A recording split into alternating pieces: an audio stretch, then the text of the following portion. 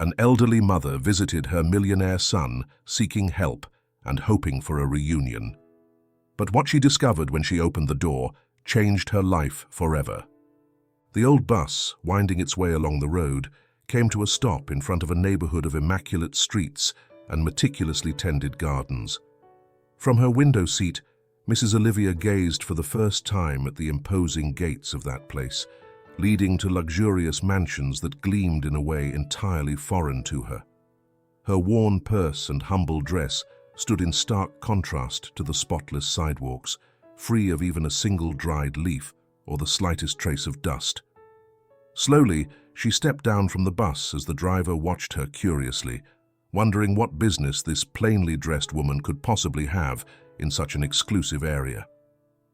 Mrs. Olivia carried a small fabric suitcase containing little more than a few changes of clothes and a packet of cookies she had bought at the Central Market. Even so, she bore something more valuable than any jewel, the hope of reconnecting with the son she had not seen in many years. Heart pounding in her chest, she made her way toward the mansion she had been directed to, a modern building rising among marble columns and gleaming windows. Each step reminded her of the sacrifices she had made long ago so that Mark could study and make his way in the city, far from the humble village where he was born. Upon reaching the main gate, she encountered a tall wall covered in vines and, next to the entrance, a security post. There stood Caesar, the security guard in charge of controlling visitor access.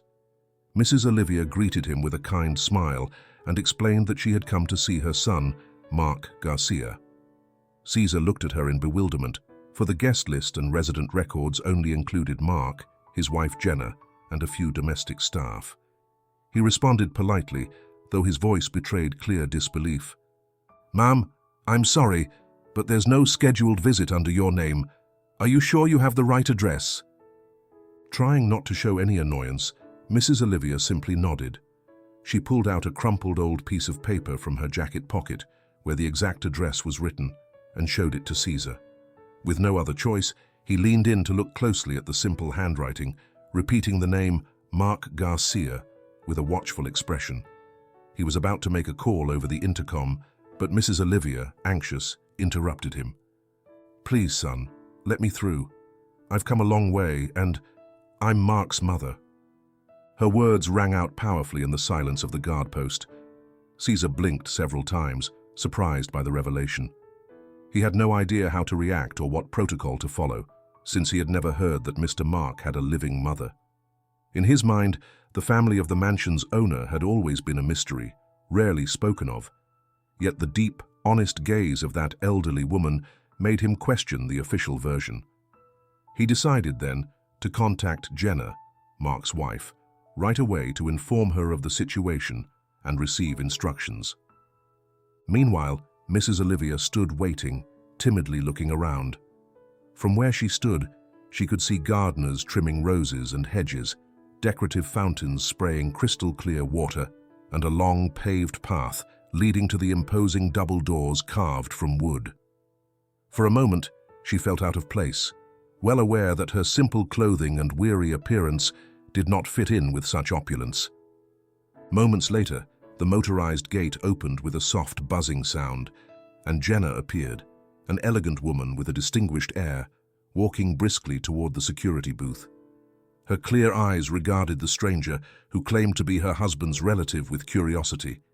Nevertheless, Jenna kept her composure and introduced herself courteously, though she could not hide a certain unease in her voice. "Good afternoon. I'm Jenna, Mark's wife. Caesar told me you say you're my husband's mother. Could you please explain what this is about?" The question made the uncertainty in the air even more apparent. Mrs. Olivia felt her throat constrict as she was forced to recall all at once the years of distance between herself and her son. Summoning her courage, she replied, fully aware that Jenna's gaze might be a silent judgment. "My name is Maria Gonzalez. I've come from my village to look for Mark, my son. Sadly, it's been a long time since we last spoke. I'm not even sure he'll recognize me." In that instant, a confusion impossible to hide took root. Jenna did not remember Mark ever mentioning his mother. From what she knew, he had grown up without any family support, and the few references he made to his past left no room for a maternal figure.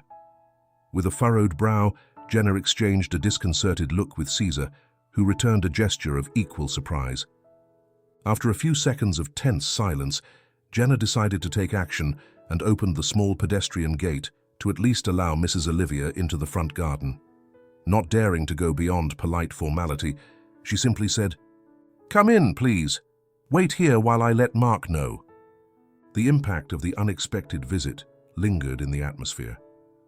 As Mrs. Olivia settled on a stone bench beneath the shade of a large tree, she could hear the murmur of water falling in a nearby fountain and breathe in the delicate fragrance of the flowers.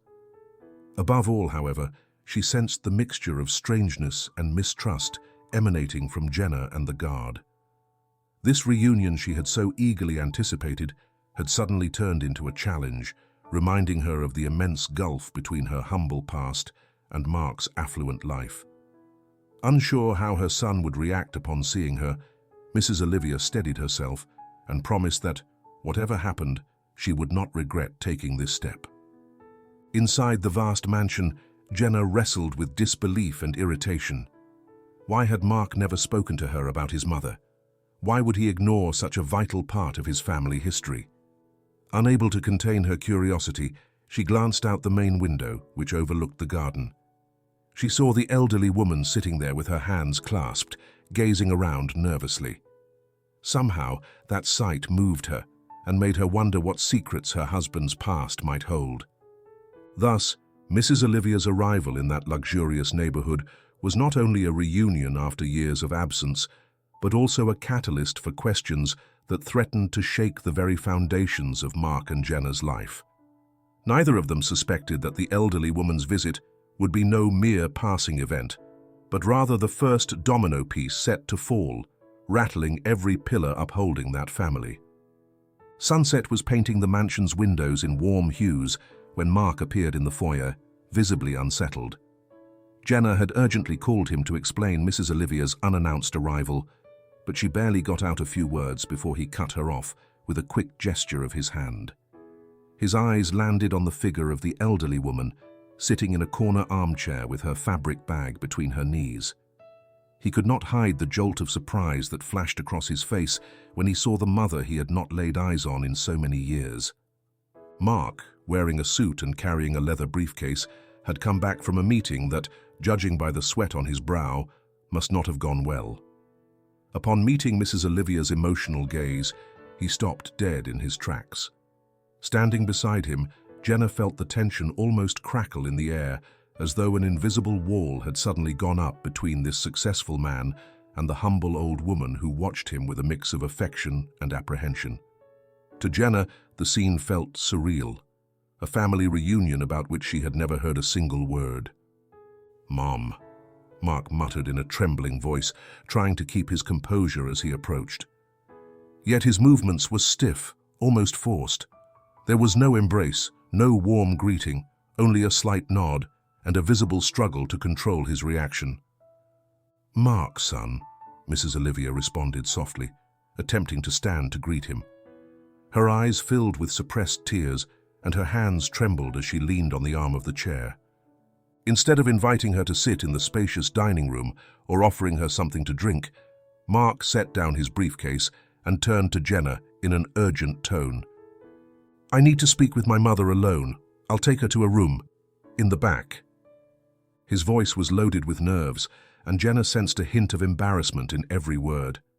She couldn't recall ever seeing him so unsettled, not even during the worst moments at the company. Mrs. Olivia gathered her few belongings and followed her son down a hallway that, to her eyes, seemed endless. With each step, she felt the coldness emanating from Mark. She also noticed the walls adorned with expensive paintings, the plush carpet that covered the corridor, and the crystal ornaments sparkling in every corner. It was nothing like the modest home she had pictured. The memory she held of her son studying in a poorly furnished rented room dissolved in the face of all this luxury. As they walked, images of the past came to Mark's mind. He remembered the mockery from his high school classmates when they pointed out that he lived in a poor neighborhood. He recalled the awkward moments when he refused to invite friends over, afraid they would see the worn-out furniture and patched-up clothes. Little by little, he had formed the conviction that professional success would free him from his humble origins, and that money would allow him to leave behind the prejudice he had grown up with. That resolve had led him to sever almost every bond with his family, especially with his mother, who reminded him of the life he so desperately wanted to forget. Now, feeling more vulnerable than ever, Mark opened the door to a small room at the back of the house, far from the main living areas and the space where guests were received. "Stay here, Mom," he said in a restrained voice. "I'll bring you something to eat and then we'll talk. But please don't go out without telling me." Mrs. Olivia's eyes clouded. She sensed a mix of shame and caution in his words, as though he wanted to hide her from prying eyes. Still, she nodded without complaint and carefully placed her purse on the bed. While Mark walked away, she took in the room with some unease. It was a well-equipped space, complete with a small TV and high-quality cotton sheets, but it remained a place secluded from the mansion's daily hustle and bustle. Mrs. Olivia sat on the edge of the mattress, wondering if she had been wrong to arrive without warning, driven only by her need to see her son and ask for help. In the main living room, Jenna stood motionless, trying to make sense of what had just happened.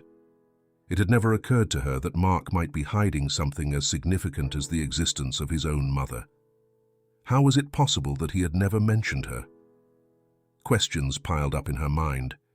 Had Mark lied to her about his past, or had he simply chosen to keep it entirely hidden?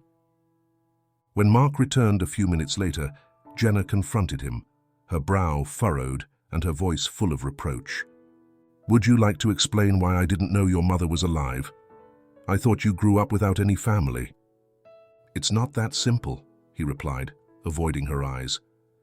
"There are things about my past that aren't worth remembering. My mother decided to stay in the village when I left." "That doesn't justify anything," Jenna cut in, struggling to keep her anger in check. "You should have at least mentioned that she existed, that she lives somewhere. Why lie to me?" Mark shrugged, feeling the tension mounting with each passing second. He felt cornered, caught between Jenna's insistence, the unsettling questions creeping into his own conscience, and the reality that Mrs. Olivia was now under his roof after so many years of estrangement. "I didn't lie," he tried to excuse himself, his voice rough. "I just didn't talk about it." Jenna's wounded expression cut straight through him, making him realize that their marriage was heading into murky territory. No matter how much he wanted to control the situation, the shame he had carried since childhood, swept under the rug for so long, had re-emerged in the form of Mrs. Olivia, his mother. And now, that unspoken truth stood like a monument in the middle of the living room, threatening to topple the carefully crafted facade that he had worked so hard to build. The next morning passed with a subtle air of tension throughout the mansion. After Mrs. Olivia's awkward arrival, Jenna had barely slept. She awoke feeling a knot in her stomach, and the moment she opened her eyes, she pictured the elderly woman occupying that small room at the back of the house. Almost immediately, she decided to go to her, to offer breakfast, and maybe gain a clearer understanding of what was happening. When Jenna reached the room, she found Mrs. Olivia sitting on the edge of the bed, looking at an old photograph of Mark that she held in her hands. It was a picture from when he was barely 7 or 8 years old, wearing a modest school uniform. Jenna noticed how Mrs. Olivia gazed at it with nostalgic eyes. The older woman looked up at the sound of Jenna's steps and offered a timid smile. "Good morning, ma'am," Jenna greeted. "I'm sorry to come so early, but I thought maybe you'd need something." "Thank you, child," Mrs. Olivia replied in a soft tone. "I was just remembering how much Mark has grown, not just in age, but in ambition." Her remark piqued Jenna's curiosity. Up to that moment, she knew very little, or rather nothing, about her husband's childhood. Cautiously, she took a seat on a nearby chair and ventured to ask, "Would you mind telling me a bit about Mark's childhood?" It's strange to realize how little I know about him in that regard." Mrs. Olivia drew a gentle breath before she began reminiscing. She spoke about the humble circumstances in which they lived in their village, about the nights when, despite the lack of food, there was always a simple meal on the table. She mentioned that from a young age, Mark had shown an intense desire to escape that environment. He loathed the unpaved roads, was embarrassed by patched-up clothes, and seemed obsessed with the idea of getting ahead. "He was never a bad boy," Mrs. Olivia clarified, as though defending him from judgment, "but sometimes the weight of our poverty seemed to burden him too much. He constantly said that when he grew up, he would own a huge house and a brand new car. I couldn't blame him for wanting more for his future, but it was painful to see how he distanced himself from his own reality." As Mrs. Olivia spoke, Jenna felt a veil lifting from Mark's past. She understood, at least in part, why he was so intent on maintaining a flawless appearance in everything he did. She also wondered if that ambition, once a driving force, might have now taken on a darker shade. Before they could continue, a noise in the main hallway interrupted them. Mark's voice could be heard, low but tense. Through the slightly ajar door, Jenna caught fragments of the conversation. "Yes, I know. I just need a bit more time. I'm making adjustments." By Mark's expression, it was clear the call was anything but friendly. A few minutes later, Mark opened the door, unaware that Jenna and his mother were watching him from the adjoining room. He was holding his phone, and he looked exasperated. The moment he noticed them, he put on the same facade of composure he had tried to maintain since the night before. "I have breakfast ready," he announced with a forced smile. "Mom, did you sleep well? Jenna, if you like, we can talk in the dining room after I make sure my mother's taken care of." Jenna nodded without much enthusiasm. She had caught the tension in Mark's voice on the call, and coupled with everything she was discovering, it raised even more questions. That same afternoon, Jenna noticed Mark's phone ringing frequently, and each time he stepped into the garden or onto the terrace for privacy. More than once, she overheard words like overdue deadlines, foreclosures, or sky-high interest. Those snippets alarmed her, because never before had her husband shown any sign of financial trouble. While Mark moved back and forth between different rooms, trying to act as if everything was still under control, Jenna began piecing together the loose ends. Mark's obvious stress did not fit with the image he insisted on projecting. It was as if a veil had begun to tear away, revealing beneath all the luxury and apparent success a whirlpool of debts and worries he could no longer disguise. That night, after a day overshadowed by Mrs. Olivia's awkward reappearance and by repeated calls from creditors, tension was palpable at dinner. Jenna had tried to prepare something special to make Mrs. Olivia feel included, but Mark barely touched his food. He kept checking his phone and scanning notifications that seemed to rattle him more every minute. Mrs. Olivia observed his behavior with calm concern, not daring to ask questions for fear of making him even more uneasy. In that atmosphere, Jenna and Mrs. Olivia exchanged knowing glances. Both of them could see that Mark was mired in a state of anxiety that went far beyond the unexpected visit from his mother. After clearing the dishes, Jenna cautiously approached him. "Mark, is something wrong with the company? You've been so distracted and tense all day." He shook his head, as though trying to downplay the matter. "They're just business issues, nothing to worry about," he answered curtly, but his voice betrayed that he was holding something back. The mismatch between the lavish life in the mansion and the mounting signs of strain in Mark foretold an unavoidable conflict. With the wisdom that comes from years of experience, Mrs. Olivia sensed that her son's financial worries were as large as the house he lived in. Meanwhile, Jenna felt increasingly confused and resentful. The triumphant image of Mark was collapsing at breakneck speed in front of her eyes. Bit by bit, the family was drawing closer to the moment when all truths would come to light, with consequences that none of them could yet foresee. Later that afternoon, the silence in the office was broken only by Mark's fingers tapping rhythmically on the wooden desk, an anxious habit he had picked up in recent weeks. The air felt thick with worry, and despite Mark's attempts to maintain a confident front, he could not hide the tension tightening in his chest.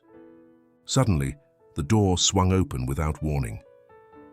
Enter Victoria, an elegant woman with a sharp gaze, dressed in a perfectly tailored business suit.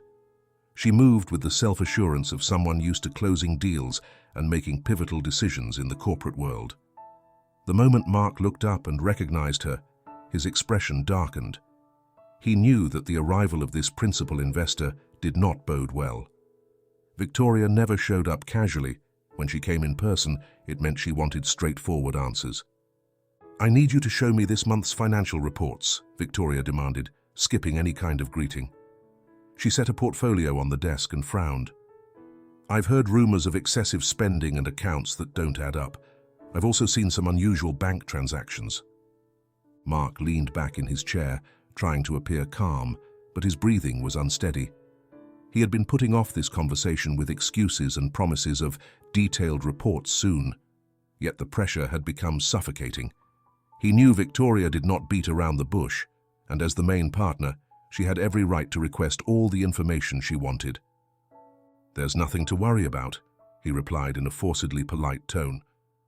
"The higher expenses come from investing in machinery and a couple of expansion projects. The market's slowed down a bit, but I'm handling it carefully." Victoria eyed him with the suspicion of someone who can spot half-truths. She paused for a brief moment to weigh Mark's words, then lifted her chin decisively. "Even so, I want to see the invoices, bank statements, every single document backing up those expenses. I'm not asking you, Mark. I'm demanding it. And let me warn you, if I find any sign of account manipulation, I won't hesitate to take legal action to protect my investment." Mark nodded stiffly, suppressing the urge to claim it was all rumors or misunderstandings. His mind raced, trying to figure out how to conceal the ever-growing red numbers.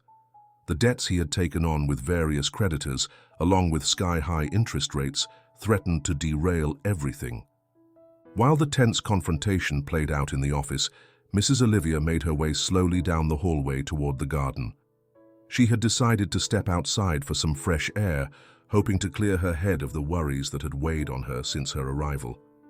At first, she intended to ask permission to take a short walk around the neighborhood, but she stopped short when she came upon Caesar, the security guard, checking his phone with a troubled expression. "Good afternoon, ma'am," he greeted, setting his phone aside. "Is everything all right?" "Yes, son. I just needed some air," she replied. Then, in a moment of candor, Mrs. Olivia asked the question that had been on her mind ever since she first sensed the uneasy atmosphere in the house. "Caesar, have you noticed anything strange lately? I mean, letters or visits bringing bad news?" The guard hesitated before answering, but seeing the genuine concern in Mrs. Olivia's eyes, he decided to speak frankly. "Well, I'm not sure I should be telling you this, ma'am, but there have been several foreclosure notices in the past few weeks. Notices from banks, law firms. I only receive them and hand them over to Mr. Mark. He asked me to keep it quiet, but anyway, I don't mean to alarm you." Mrs. Olivia felt her heart tighten. It was the confirmation of her suspicions.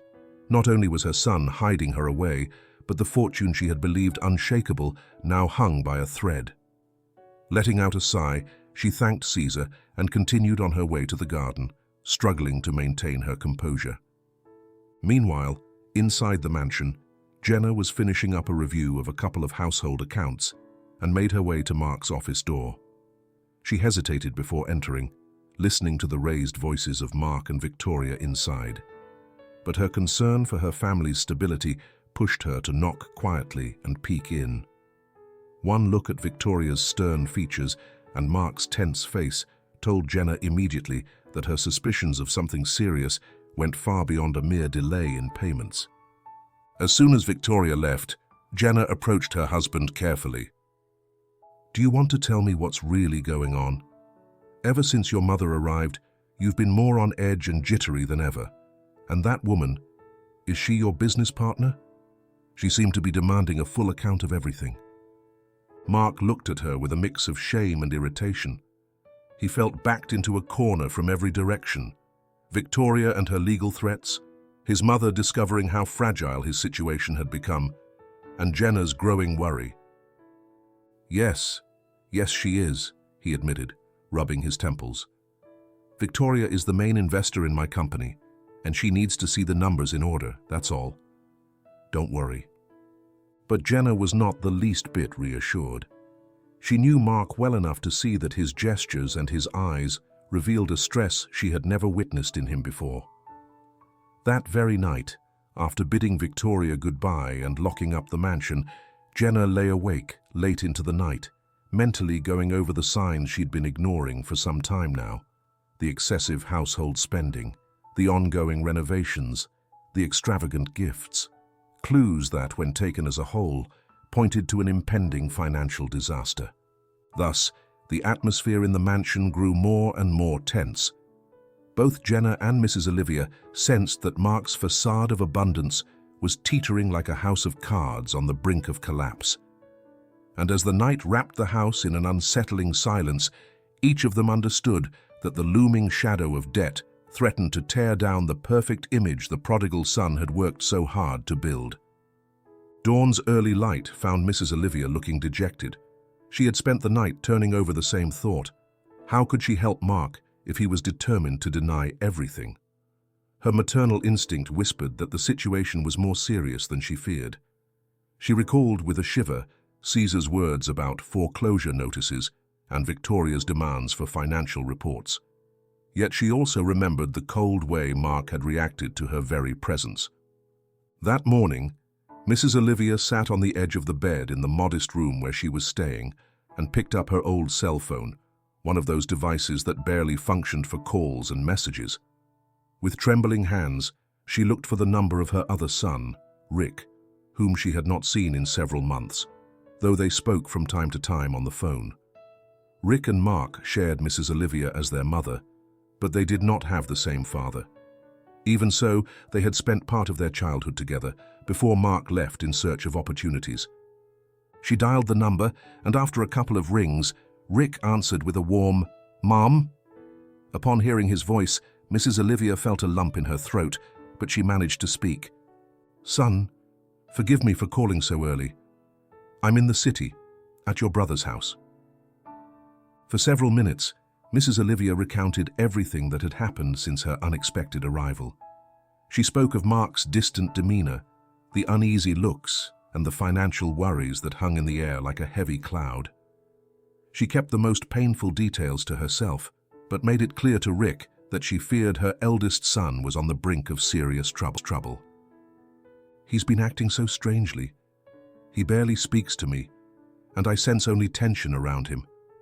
I'm worried he's involved in something bigger than he can handle," she confessed in a low voice. Rick fell silent for a few seconds. His mother's words unsettled him, though he wasn't entirely surprised. He had long suspected that Mark had distanced himself in order to bury the humble past they once shared, but he'd never imagined the situation would reach such an obvious crisis point. Finally, he exhaled and said, "Mom, don't face this alone. If necessary, I'll come to the city to talk to Mark.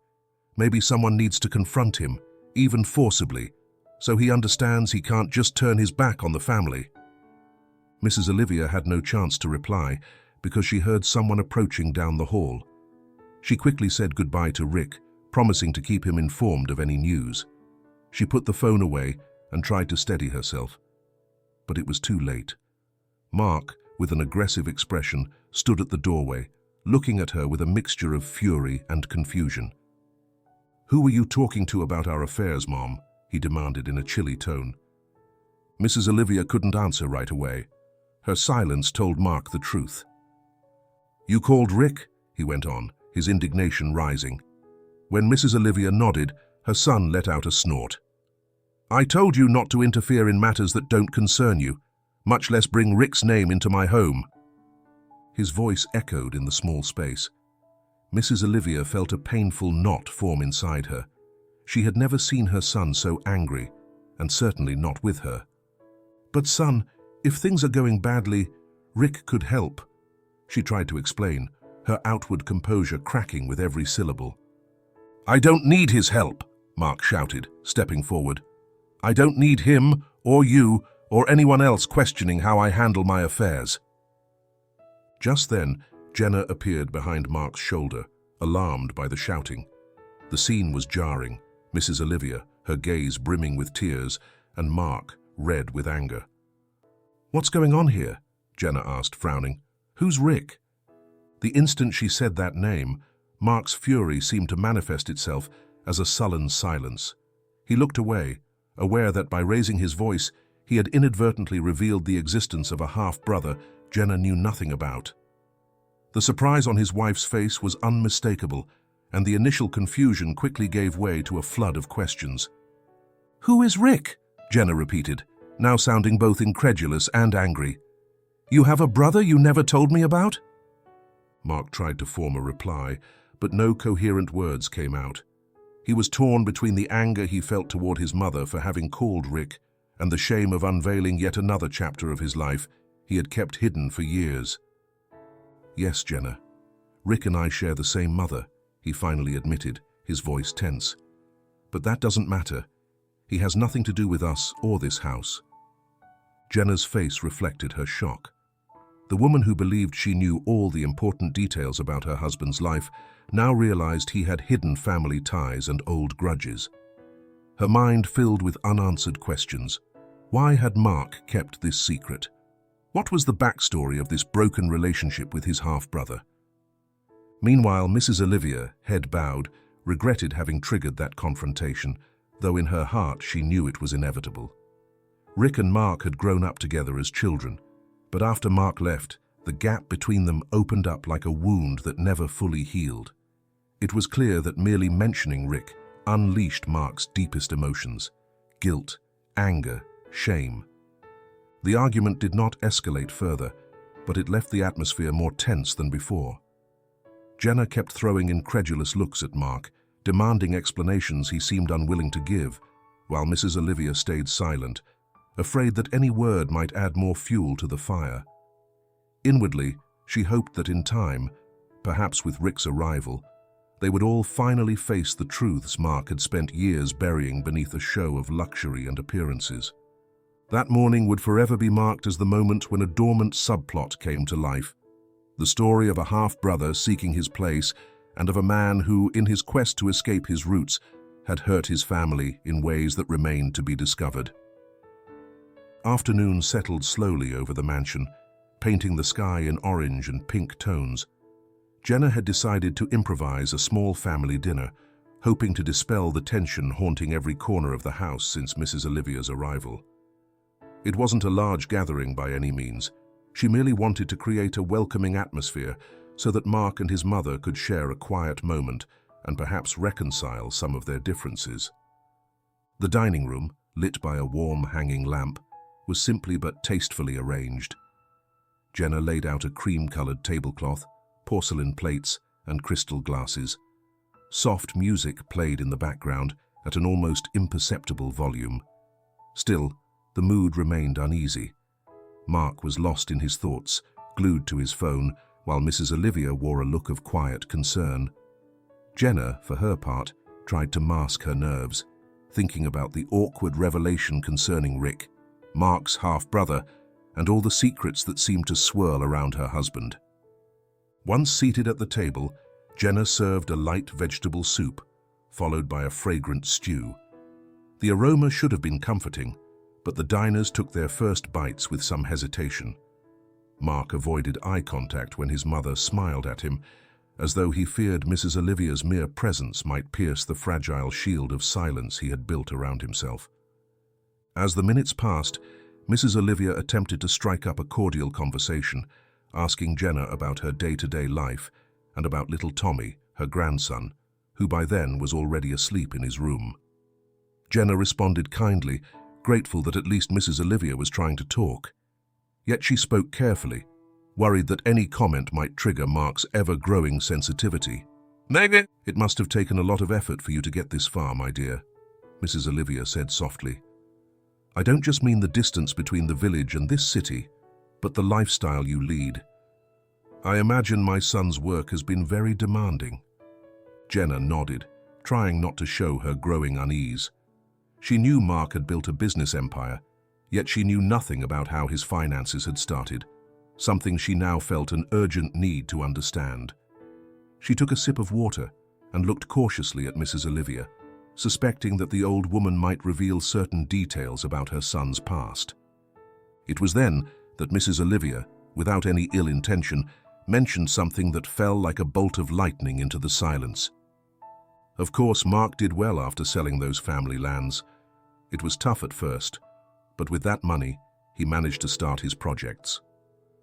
Jenna went completely still, a slight shudder running down her spine.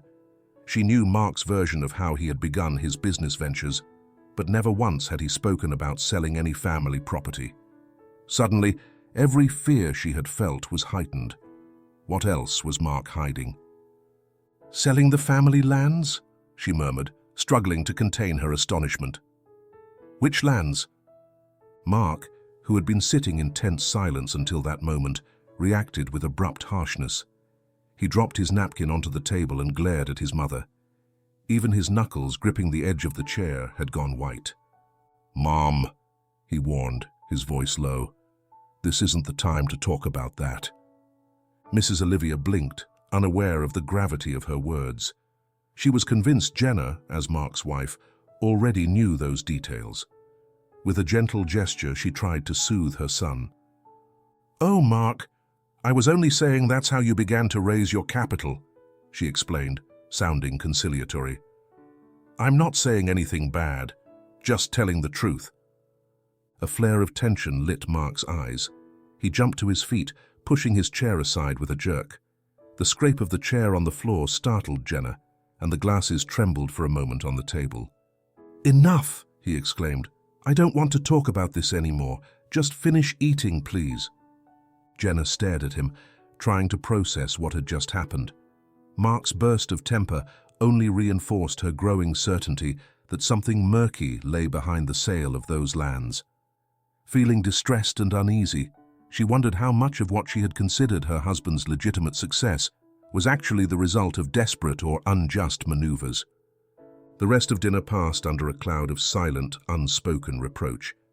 Mrs. Olivia, clearly embarrassed, barely touched the main course, and Jenna had to pour herself water twice in an effort to soothe the tightness in her throat. When they finished, no one dared clear the plates. Staying in the dining room any longer felt unbearable. Night wore on slowly, as if time stood still in that suffocating atmosphere. Jenna slipped away to her room with a heavy heart, while Mrs. Olivia, feeling guilty, shut herself in hers, lacking the strength to face Mark again. He, for his part, retreated to his study, closing the door with a firm thud. It was as though he had resolved to lock up all his secrets, along with himself. Close to midnight, Mrs. Olivia's phone vibrated with a short ring. She had not been able to sleep, so she rushed to answer it. On the other end, Rick's familiar voice sounded firm and resolute. "Mum, I already bought my ticket. I'll be there tomorrow night. I want to talk to Mark and, if necessary, force him to answer for what he did with those lands." Mrs. Olivia swallowed hard, torn between relief and fear of what was about to happen. With that announcement, it was official. Rick was coming to the city, and the stories Mark was so determined to keep buried would inevitably be unearthed. The clock struck the start of a new day, bringing with it the certainty that those long-concealed secrets would finally rise to the surface. No turning back. Morning came with a mixture of tense silences and cautious glances throughout the mansion.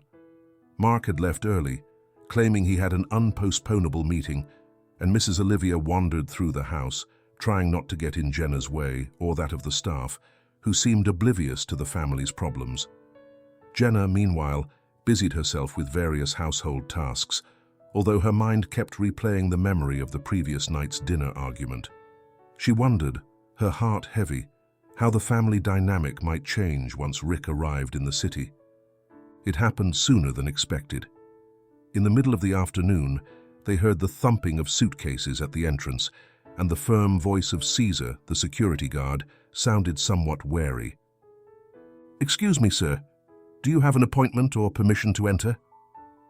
Jenna hurried out to the foyer, where she saw Caesar speaking with a tall man, dark-haired with strong features, carrying 2 travel bags. He was dressed simply, and he looked exhausted, as though he had spent long hours on a bus or on the road. Still, there was a fierce determination in his eyes. "My name is Rick," the stranger announced, looking directly at Jenna. "I've come to see my brother, Mark." Jenna needed only a few seconds to realize this was indeed the Rick who had been mentioned so often in recent days. She couldn't help noticing a certain resemblance to Mark, especially in the firm set of his jaw and his penetrating stare. Yet she also perceived something different, perhaps a trace of humility or weariness that Mark rarely betrayed. "I'm sorry, ma'am," Caesar said, turning to Jenna. "I didn't know your guest was authorized. Shall I let him in?" "Yes, Caesar, please," Jenna replied in a calm voice. "He is family." Those words echoed in the air, almost like a new discovery that Jenna herself had yet to fully grasp. Caesar stepped aside, allowing Rick to enter with his luggage. Jenna offered a polite nod and invited him into the main living room. Although she couldn't deny feeling uneasy about the imminent confrontation with Mark, she also believed it was necessary to extend a hand, at least initially. After all, if he was her husband's half-brother, he had a right to be heard. "Thank you," Rick said, setting down his bags. "I'm sorry to show up like this unannounced. I only know that my mother is here and things aren't going well." Jenna nodded, unable to conceal her unease. Her nerves showed on her face, but her manner remained polite. She told him to get comfortable, to leave his luggage wherever he liked while she went to let Mrs. Olivia know he had arrived. She didn't actually have to. Mrs. Olivia, who had been hovering near the door, heard Rick's voice and emerged from her hiding place, her steps shaky. "My son!" she cried out, her eyes brimming with both relief and concern. Rick stood and embraced her gently, feeling the warmth in his chest that only a mother can convey. Mrs. Olivia could not contain her tears. The thought that at least one of her sons was willing to support her in those moments was a balm for her heart, worn out by so much conflict. Still, the peacefulness of their reunion lasted only a few minutes. Almost as soon as Rick sat down beside his mother and started asking about the details of the situation, the front door opened abruptly. It was Mark, returning from his so-called meeting, perhaps informed of his half-brother's arrival. His eyes flared with anger as soon as he noticed Rick's presence. Without even greeting Jenna, he strode toward him. "What are you doing here?" Mark snapped, raising his voice in a tone charged with hostility. "I told you not to come. We have nothing to talk about." Rick immediately stood. The same repressed anger flickered in his eyes, as if the years of separation had not erased the deep-rooted resentments between them. Jenna and Mrs. Olivia, fearful of an open confrontation, rushed to intervene. "Mark, please," Mrs. Olivia pleaded. "Let's discuss this calmly. Your problems are our problems. We're family." "Family," Mark repeated with bitter sarcasm. "Rick took off when he got the chance and never gave me a hand when I needed it. Now he shows up here, probably looking for money or some scrap of help, like the opportunist he's always been." Rick balled his fists, feeling his blood boil. He moved closer, stopping just inches from Mark's face. "Me? An opportunist?" he said in a tight voice. "The only one who took what didn't belong to him was you, Mark, when you sold off the family lands without asking us. Remember? You kept my share and Mom's share and then ran off to make it big in the city, leaving the debts behind." Jenna listened, her heart twisting painfully. Until that moment, she hadn't known the whole story behind the lands. Rick's words hinted at the scope of the problem. It wasn't just some petty grievance, but a case of theft or, at the very least, an unfair move on Mark's part. She felt a knot in her stomach, realizing that Rick had a legitimate reason for his anger. Mark's expression hardened, and he scoffed as though continuing the argument was pointless. Still, he could not hold back one last criticism. "I did what I had to do to get ahead. Nobody handed me anything. If I sold those lands, it served a purpose. Look at me now. I own a company. a life you can only dream of. You, on the other hand, were always mediocre. Tempers flared instantly, shouts and accusations were about to erupt. Jenna jumped in, positioning herself between the two brothers, afraid they might come to blows. "That's enough," she cried, her voice trembling. "You won't solve anything by insulting each other. Mark, why did you never tell me about those lands? Rick has a right to clear things up." Instead of answering, Mark shot a cold look at his wife, as though he didn't recognize the woman demanding explanations.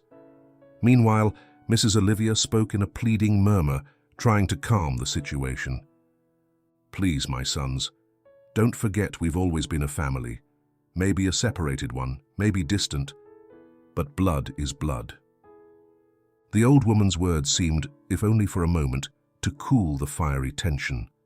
Rick bit his lip, as if holding back something else he wanted to say. Mark, for his part, turned around without another word and headed to his office. The air hung heavy with a silence that seemed to tell the entire story of those broken years and unhealed wounds. Jenna stood there, Mrs. Olivia clinging to her arm, wondering if this family could possibly rebuild itself or whether the spreading cracks would ultimately bring everything down.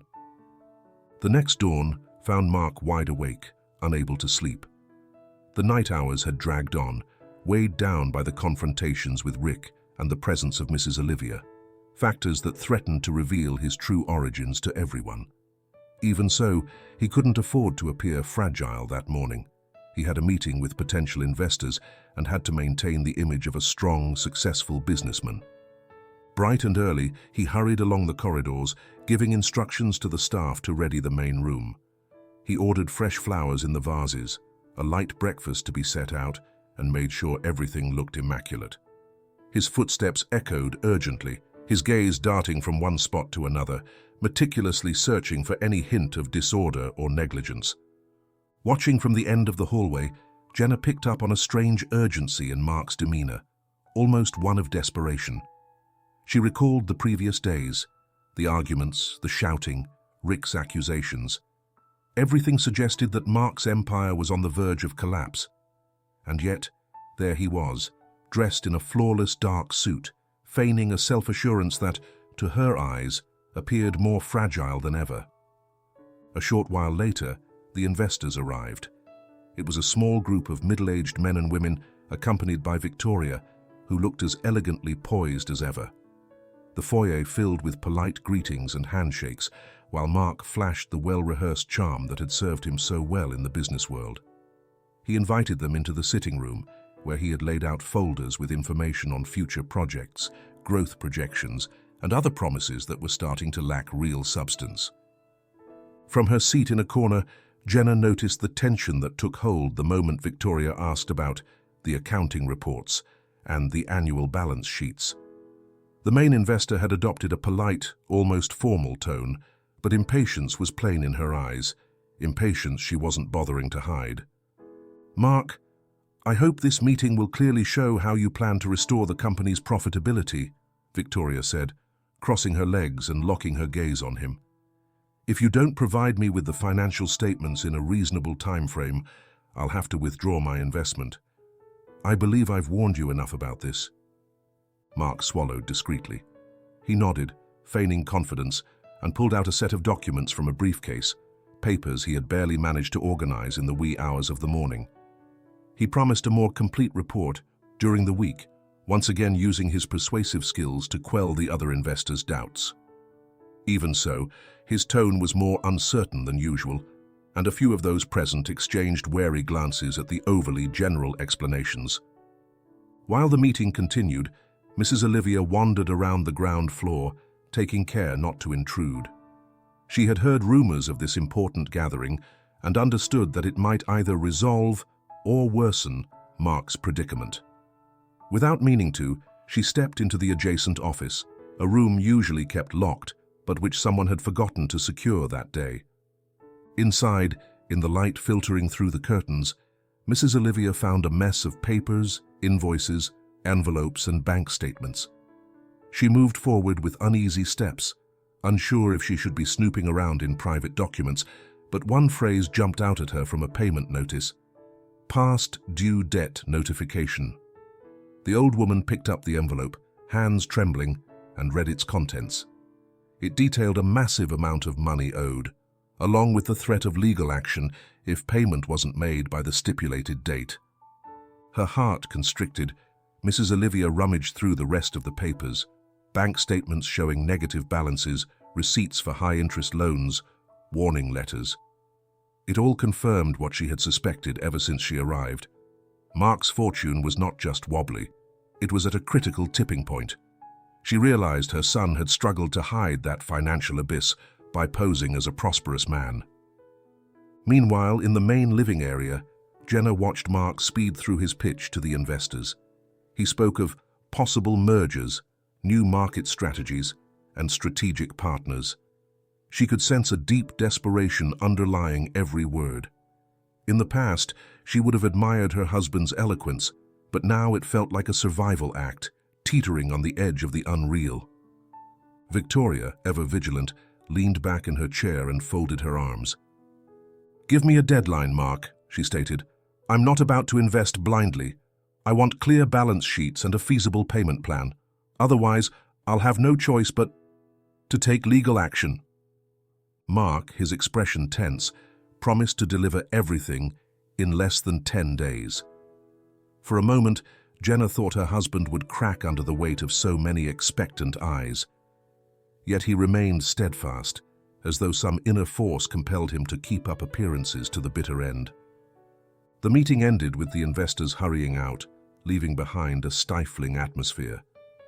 Victoria lingered a few minutes more, regarding Mark with a blend of disapproval and sympathy, suggesting she understood the predicament he was facing, yet had no intention of condoning it. On her way out, she delivered one last warning. "Mark, don't forget I'm giving you a chance. If I find anything off with the numbers, I won't hesitate to take full control of the company." At long last, once the door closed, Mark let out a sigh laden with frustration. Jenna, who had been keeping a prudent distance, approached him uncertainly, unsure whether to comfort him or demand answers. But before she could speak, Mrs. Olivia appeared with a stricken look on her face, holding the documents she had discovered. "My son," she asked in a broken voice, handing him the papers, "why didn't you tell me? Why didn't you trust me?"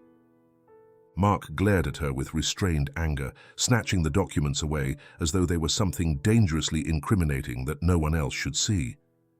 He said nothing, but shame and desperation were written all over his face. It was Jenna who broke the silence. "How long have you been in this much debt, Mark? Why did you deceive us all?" Mark tried to defend himself, but the words caught in his throat. Until that moment, his world had been propped up by the illusion of success, and now, confronted by the compassionate gaze of Mrs. Olivia and Jenna's indignation, he realized that his mask was irreparably cracking. The contrast was as stark as it was painful. In the foyer, luxury and elegance stubbornly showcased Mark as a wealthy man. In his study, the truth was flooding in like a torrent, threatening to carry everything away. And so, as the afternoon wore on and the sun sank low, it became clear that his days of pretending were over. With deep anguish, Mark realized that lies and secrets were no longer an option in a reality where mounting debts and old family resentments were finally catching up with him. Night had fallen over the mansion, cloaking it in a heavy silence, interrupted only by the faint buzz of a few lights and the gentle creaking of the structure itself, as though the house were bearing the strain that filled every corridor. Jenna had been staring at the bedroom ceiling for hours, tossing and turning, unable to sleep. Ever since Mrs. Olivia had shown her the documents confirming Mark's staggering debts, she hadn't been able to banish the thought that her entire lifestyle had been built on a lie. Taking advantage of Mark's continued seclusion in his study, apparently trying to sort things out, Jenna slipped out of bed and tiptoed down the hallway.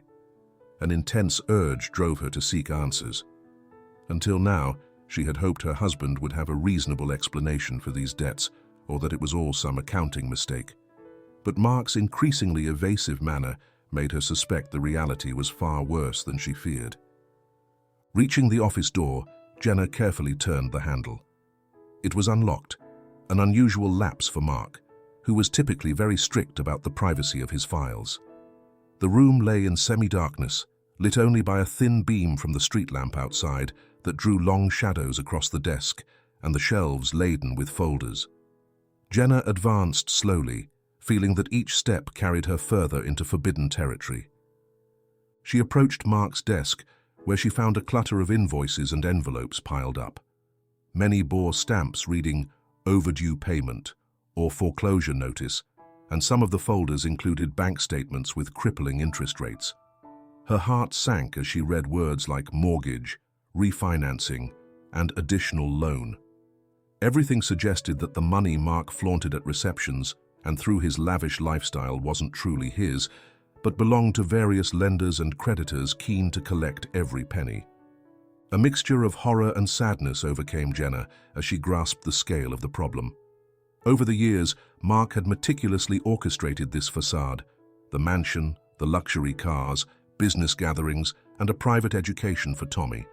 But it was all propped up by a mountain of debt on the verge of collapsing in the slightest breeze. As she feverishly flipped through a stack of papers, Jenna heard the door swing open. She managed to look up just in time to see Mark, pale, brow furrowed, fixing her with an expression hovering between anger and pleading. For several seconds, neither dared utter a word. Finally, Mark broke the silence, his voice rough. "What are you doing rummaging through my things?" "My things?" Jenna repeated softly. "Are these debts just your things?" Mark quietly shut the door, as if afraid someone else might hear them. He moved closer until he stood right before Jenna, attempting to regain his aura of authority, though his trembling hands betrayed him. "If you wanted to know something," he said awkwardly, "you should have asked me. I planned on explaining once I had everything under control." "Under control?" Jenna echoed, her voice rising slightly. "Do you really think this is under control? Just look at this invoice, Mark. It's a loan at outrageous interest rates, overdue for 2 months. 2 months! How long have you been living under these debts?"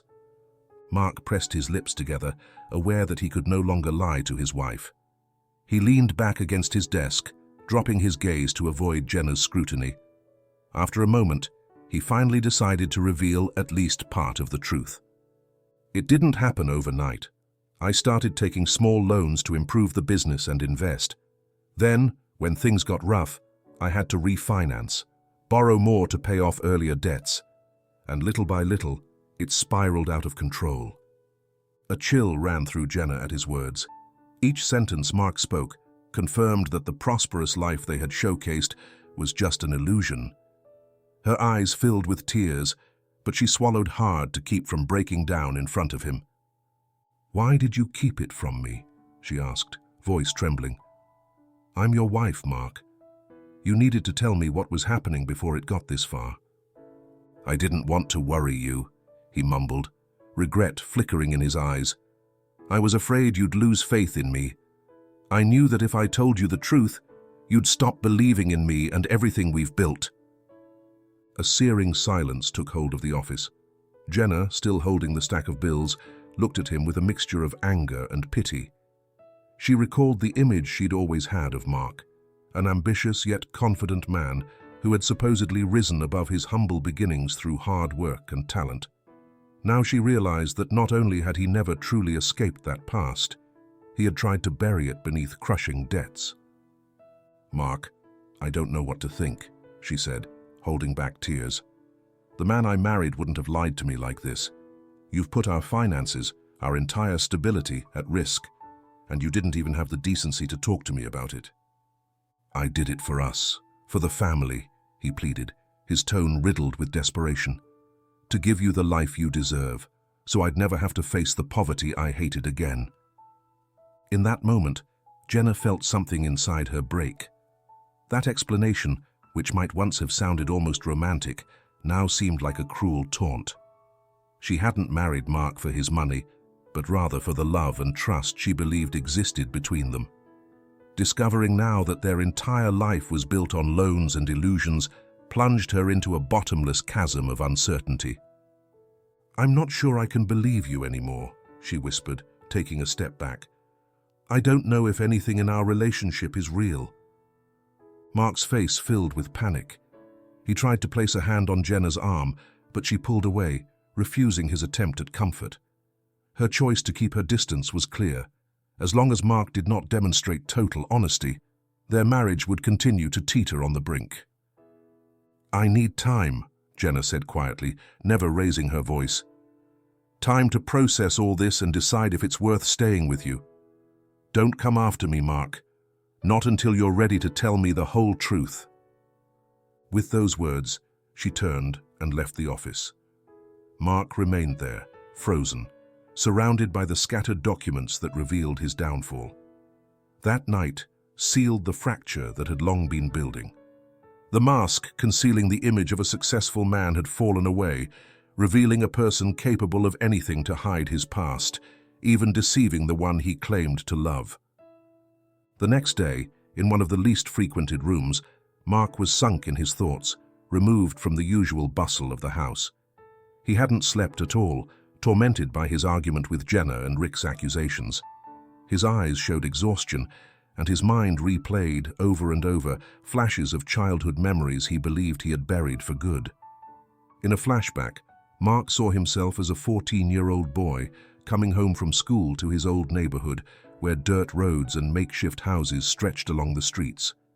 He recalled the precise moment one of his classmates, well off and privileged, laughed mockingly at his worn-out shoes and mended t-shirt. That scorn cut him to the core, planting a seed of shame within. From that day on, he swore to himself that he would find another life, far from the misery around him. He watched, as if it were an old film, scenes of Mrs. Olivia getting up before sunrise to bake bread and sell it at the plaza, and Rick's imposing figure hauling bundles of firewood to get the stove going. In the midst of his youthful ambition, Mark convinced himself he would never get ahead if he stayed trapped in that cycle of poverty. With every passing day, his longing to escape only intensified. Meanwhile, in the present, Rick was sharing with Mrs. Olivia his own version of the pain he'd carried. Sitting in the kitchen, their cups of coffee virtually untouched, Rick finally broke the silence. "When Mark left, he stuck us with the debts and sold our lands without our permission. I didn't even have the chance to speak up. Overnight, we had nothing." A lump formed in Mrs. Olivia's throat. She, too, had suffered that abandonment, but she'd chosen not to burden Rick with complaints back then, torn between her motherly love and understanding Mark's dreams. Yet the years had shown that pursuing a better future came at a high price, perhaps too high for this family. "My son, I know you suffered greatly because of that decision," she answered softly. Mark never looked back, and even though I did not agree with what he did, I couldn't stop him. He was so determined that no one dared challenge him. Rick clenched his jaw.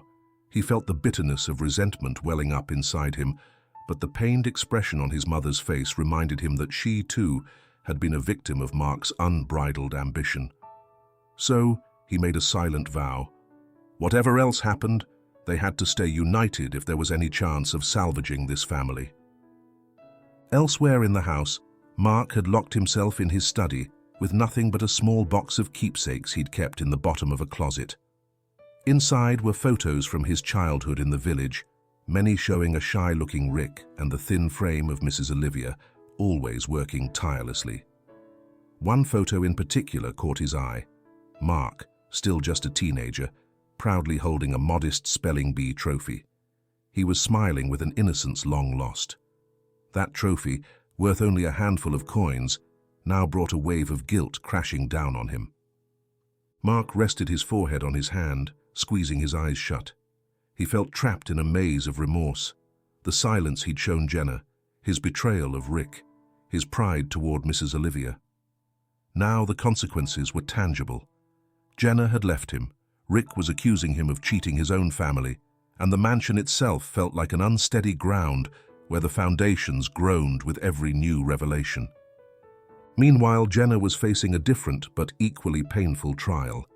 Her aristocratic family had summoned her to her parents' home for an urgent discussion. In a parlor filled with antique furniture and portraits of distant ancestors, Jenna listened to her father's stern voice. "We hear your husband's in serious debt. How long do you intend to stay by his side, Jenna? We cannot allow our family's name to be dragged into scandal or his impending bankruptcy." Her father and mother both pushed her to consider a swift divorce, insisting that the family's reputation was paramount and that if Mark was on the verge of ruin, it made no sense for Jenna or their grandson to be dragged down with him. Their words hit Jenna hard, adding to the inner turmoil she was already grappling with. "It's not that simple," she replied calmly, trying to defend herself. "Mark is the father of my son, and this is a marriage, not some contract you can break with a snap of your fingers." Her father's frown deepened, revealing his intractable stance. Jenna's mother, though less harsh, spoke with a hint of pity. "My dear, think of Tommy's welfare. A man so weighed down with debt could destroy your stability, and our grandson's too." The meeting ended on a tense note, leaving Jenna feeling pressured by her own family to abandon ship before it sank completely. She left her parents' home with tear-filled eyes and a head swirling with questions she had no idea how to answer. Climbing into her car, she pictured Mark's tormented face when she'd confronted him in his office. Despite everything, something in her heart resisted simply letting him fall. That afternoon, the mansion became a crossroads where all secrets were exposed. Mark, shut up in a room full of old photos and staggering debts, fought against a shame that had weighed on him since boyhood. Rick was airing his bitterness before Mrs. Olivia, laying bare wounds time had never healed. Jenna, under pressure from her aristocratic parents, struggled with feelings of love and betrayal. Everywhere one turned, the ghosts of the past came to life, demanding the steepest of payments for Mark's shame, a shame born from his fierce desire to rise above his roots, now threatening to destroy the very foundations of his world. Late afternoon sun filtered through the mansion's windows when an old vehicle, its paint peeling and engine squealing softly, pulled up to the main entrance. From his security booth, Caesar peered down with suspicion at the man getting out. The stranger wore simple clothes, carried a worn leather bag slung over his shoulder, and wore on his face an air of tiredness. "Good afternoon, son," said the unfamiliar man, removing a frayed cap. "I'm looking for Mark Garcia. Tell him Mr. Andrew is here." Caesar blinked a couple of times, confused. That name wasn't on the usual list of visitors or investors, and the newcomer's appearance was at odds with the elegance typical of the mansion's usual guests. With a polite gesture, Caesar asked him to wait while he made an internal call to confirm whether to let him in. Inside the house, Mark was flipping through some papers in the main living area. Next to him, Rick pored over several folders of old records that Mrs. Olivia had carefully saved. Neither man spoke. The atmosphere was already tense enough without added reproach. It was Jenna who answered the phone. After hanging up, she approached Mark with a furrowed brow. "Mark, someone named Mr. Andrew is here. He claims to be your father," she said cautiously. Mark's face darkened at once, and Rick's head snapped up in surprise. Mrs. Olivia, who was entering the room at that moment with a pitcher of water, nearly dropped it upon hearing Mr. Andrew's name. She did not utter a word, but her expression revealed a mixture of disbelief and wariness. After a few seconds of awkward silence, Mark made a sharp gesture, telling Jenna to let Caesar know he could come in. Then he headed to his study, as though he needed a moment to steel himself. Rick seized the chance to mutter to his mother, "Why is he showing up now, after all these years? Is he here to collect something, or meddle in yet another problem?" Mrs. Olivia shook her head in bewilderment. Her memories of Mr. Andrew were complicated. He'd been an on-and-off presence in her life, showing up just enough to provide occasional financial support, but never close in a meaningful way. Still, she couldn't deny that at certain times, his contributions had helped cover some debts and pay for part of Mark's education. When Mr. Andrew finally came through the front door, Jenna guided him to the sitting area. He walked with a slightly awkward gait, glancing around as if overwhelmed by the luxury of the house, which clashed with his own reality. Spotting Rick, he stopped abruptly, surprised to see him there. He attempted a shy smile, but Rick responded with a cold grimace and turned away without greeting him. "Where is Mark?" Mr. Andrew asked, trying to sound assertive. Mrs. Olivia, standing near an end table, observed him from a prudent distance. She wasn't sure whether she should approach or remain on the sidelines. Her heart was a storm of mixed emotions: anger for the years of abandonment, gratitude for the few times he did lend a hand, and above all, fear that his arrival would unleash new turmoil in a family already hanging by a thread. "He's in the study," Mrs. Olivia answered quietly. "I'll go get him. But first, tell me, Roberto, why have you come?" He cleared his throat, as though searching for the right words.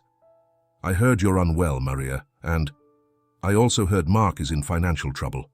I want to help, if you'll let me." An icy hush fell over the group. Rick snorted sarcastically, making no attempt to hide his distrust. To him, that so-called offer of help reeked of pure opportunism. From a corner of the room, Jenna watched with interest, wondering what genuine bond could exist between Mr. Andrew and Mark, besides blood. A couple of minutes passed before Mark emerged from his study, his face taut, hands raised in a show of exasperation. He planted himself in front of Mr. Andrew without so much as a greeting, meeting his gaze with a mix of pent-up anger and lingering hurt. "Why are you here now?" he spat, his tone harsh. "You abandoned me when I was a teenager, exactly when I needed you most. Did you think I'd welcome you with open arms?" Mr. Andrew pressed his lips together, absorbing the blow of those words. He hung his head before speaking. "I know, Mark. I know I wasn't there when I should have been, but things were never easy for me." "Right," Mark cut in with a bitter edge. "Nothing's ever easy. And because of you, I grew up feeling inadequate, like I had to hide my roots." That confession seemed to freeze the air. From her place on the sidelines, Jenna started to grasp the origin of her husband's insecurities. Rick, his arms folded, remained silent, though a similar bitterness shone in his eyes. "I've come to help," Mr. Andrew insisted, trying to steady his voice. "If you need money or contacts, I can make a few calls. I don't want you to go under for lack of support, Mark." "I don't need your pity," Mark growled, raising his voice. "What do you want in return? To collect on all those times you sent a few bucks when I was a kid?" Rick frowned, daring to speak up. "You spent your life claiming you made it on your own, Mark. Now that things are going badly, Mr. Andrew shows up out of nowhere offering help. Seems like quite a coincidence, doesn't it?" The tension was almost unbearable. Moved by the tone of the confrontation, Mrs. Olivia stepped forward, speaking in a gentle, conciliatory voice. "I ask you to at least discuss this calmly. Maybe Roberto genuinely wants to make amends." Mark's reply was curt. "Leave it, Mom. He wasn't there when I needed him most. Now my life is a mess because of his absence. If I have these inferiority complexes, it's because I grew up believing I didn't deserve a father who chose to walk away." Mr. Andrew had no defense for that. His features showed a profound fatigue, possibly real remorse. He set his bag down on a side table and glanced at Mrs. Olivia, whose eyes were brimming with tears. Too many years had passed to trust in a sudden act of kindness. Yet it was undeniable that Mr. Andrew was at least here now, willing to involve himself in a situation he'd never bothered to learn about before. Rick continued to wonder whether the help on offer was really a chance for Mr. Andrew to reclaim something, settle old scores, or simply exercise control. Mark, meanwhile, warred between fury and a pain he could not disguise. Jenna noted that the man who stood so proudly among business associates and investors now looked like a wounded teenager, throwing out accusations in the frantic hope of gaining some kind of justice. By late afternoon, a charged silence had settled, filled with unspoken reproaches. With his mere presence, Mr. Andrew had become a catalyst, shaking the foundations of this already fragile family. It remained to be seen whether his arrival would bring genuine support, or if, in the end, It was the final push that would send Mark hurtling toward complete collapse.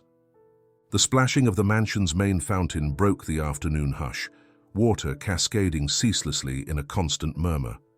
Rick, hands in his pockets and brow furrowed, wandered through the garden, still unsettled by Mr. Andrews' arrival and the reactions it had unleashed. His heart was pounding. He couldn't calm down after his confrontation with Mark, nor shake off the uncertainty stirred by the supposedly well-intentioned offer from that absentee father. That was when he spotted Victoria walking through the shaded grove along the side of the property, where the treetops formed a natural corridor. At first, Rick thought of turning around to avoid crossing paths with Mark's top investor. However, something in the woman's serious expression, perhaps a hint of worry, urged him to approach. "Excuse me," he greeted with a slight nod. "Can I help you with anything?" Victoria paused, visibly surprised that Rick was speaking to her. So far, the few times she'd seen him had been during tense meetings with Mark. In her mind, she had pegged him as the troublesome half-brother, reluctant to accept the mansion's invitations. Yet there was something disarming about Rick's direct tone. "No, actually. I just needed some fresh air," she replied, letting out a sigh. "I'm trying to make sense of Mark's company situation.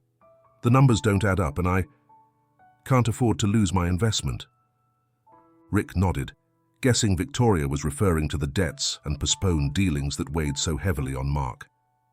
For a few seconds, both fell silent, letting themselves be lulled by birdsong and the gentle swaying of branches, as though that idyllic setting stood in stark contrast to the tension they were facing. "If you want the truth," Rick finally said, meeting Victoria's gaze with resolve, "I can tell you. It's not a story Mark likes to share." Victoria regarded him carefully, her eyes shining with the curiosity of someone used to investigating. She was a woman with an instinct for spotting pertinent information, surely the reason she'd succeeded in the business world. She gave a slight nod, signaling she was ready to listen. "When Mark left our home years ago," Rick began, "he did it abruptly. He was never comfortable with our hardships and carried a deep shame about his roots. But the worst was how he got his startup funds. He sold off family property without authorization. Those lands belonged to my mother, to me, and partly to him, but he didn't even consult us. He just put them up for sale, and with that money, he launched into his investments." The revelation poured out with a trace of bitterness.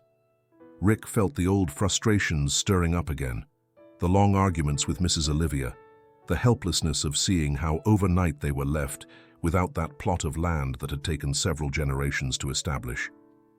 Victoria frowned, recalling that in the early days of Mark's company, there had been a mysterious initial capital which he had attributed to a personal loan. Now the puzzle pieces began to click into place. "So the money he used to get the company off the ground came from that source," Victoria deduced. "That move gave him an edge to begin with, I suppose. Then he attracted investors and managed to expand." "But he never explained where that money really came from," Rick cut in. "He never gave my mother or me the share we were owed. He found a way to buy himself a ticket into the business world and forgot about the family debts and the land that, in theory, was also mine." Victoria pressed her lips together, her mind racing. From a legal standpoint, selling off land without approval from all owners was a serious matter. She worried that if Rick or other relatives decided to sue Mark, not only would Mark be in trouble, but the company, and by extension, her own investment would suffer. A lawsuit that big could paralyze the projects, freeze accounts, or worse yet, tarnish the company's public image. "What are you planning to do about it?" Victoria asked cautiously. Rick shrugged, as though he himself wasn't sure which path to take. "Mark stole something that was mine, but he's also my brother. Our mother is sick, and no matter how angry I am, I'm not sure I want to destroy him. Though I won't deny I've considered taking legal action." The mention of a possible lawsuit raised red flags for Victoria. She had too much money tied up in the company, and if Mark were sued, it would explode into a massive scandal. But she also grasped that the only way to save her investment and the company on which other partners depended, was to restructure immediately. Perhaps this was the chance to strike a deal with Rick. "I understand your anger," Victoria replied, nodding slightly. "But I also see it from your perspective. You're hurt. Mark deceived you. Have you never considered reaching some sort of agreement? A fair settlement that acknowledges what you're owed?" Rick sighed, looking down at the ground. "Of course I have. The problem is that Mark doesn't even give me a chance for honest dialogue. Whenever I bring up the lands, he gets defensive, as if he still wants to hide how he got his fortune." That was when Victoria made a veiled proposal. "Maybe if we join forces, we can make him see reason. I'm the main investor, Rick. If I walk away, his company collapses like a house of cards. And you, on your side, could file suit and leave him without a leg to stand on. Together, we could pressure him to relent." Rick stayed quiet, weighing the idea. It sounded like an alliance, but also like an ultimatum that could destroy Mark once and for all. The resentment he felt for his brother pulled him one way, while his family ties and concern for Mrs. Olivia tugged him in another. Still, Victoria's suggestion was tempting. It could mean the end of the injustice he'd endured for years, or the start of a plan to repair at least some of the damage. "I realize it's a tough choice," Victoria went on, "but I need a decision, because I'm risking a lot as well. Until now, I haven't gone public with the company's situation or the extent of the debt. But I can't keep it under wraps much longer. If Mark doesn't present real balance sheets and a believable repayment plan, I'll have to back out and disclose what's owed." Rick looked up, weighing the pros and cons. His anger toward Mark mingled with the hope of possibly rebuilding the family from scratch. Yet he also knew Mark's ego was both fragile and explosive. If Mark discovered that Rick and Victoria were conspiring behind his back, there might be no turning back. "I'll think about it," he finally answered in a faint voice. "I don't want revenge. I want justice. But if Mark won't budge, maybe it's time to expose him." Victoria nodded grimly. Both realized they were at a turning point. The scales could tip toward Mark's downfall or toward a rescue plan that demanded major concessions. With that conversation, Victoria's dilemma became clear. Should she betray Mark once and for all, or make one last move to save the company? And, in the process, secure a fair deal for everyone. A bird call broke the tension. Rick and Victoria parted ways, each filled with a mix of uncertainty and resolve. They returned to the house with tangled thoughts, knowing that their next move would determine Mark's financial future, and perhaps the family's fate as well. Late afternoon settled in as the staff at the mansion began placing a grandiose decor in the main dining room. Despite the precarious state of his finances, Mark, wearing a stern expression but an air of pride, had decided to host a dinner to impress a group of potential investors who, according to him, held the key to urgently needed capital. He stubbornly clung to the aura of solvency that until recently had seemed natural to him. Jenna, informed at the last minute of her husband's plans, merely supervised the arrangements with a serious face. She disapproved of this excessive display, knowing firsthand that Mark's debts were growing and deadlines were looming. But after their recent arguments, she chose not to contradict him openly in front of the staff. She only allowed herself a weary sigh at the sight of the lavish centerpieces and the exorbitantly expensive porcelain place settings laid out on the gleaming long table. A little while later, Mrs. Olivia arrived, taking hesitant steps. She felt entirely out of place amid such luxury, but Mark had insisted, with a subdued coldness, that she stay to avoid raising suspicion about any family strife. Rick, for his part, made no effort to hide how uncomfortable he felt at being forced to attend. He agreed only because Mrs. Olivia didn't want to be left alone during the gathering. Besides, he had his own reasons to observe how Mark planned on fooling these new investors. Mr. Andrew, for his part, had no clear role in the family dynamic, but Mark added him to the guest list as well, perhaps hoping to project the image of a man committed to family and reconciled with his past.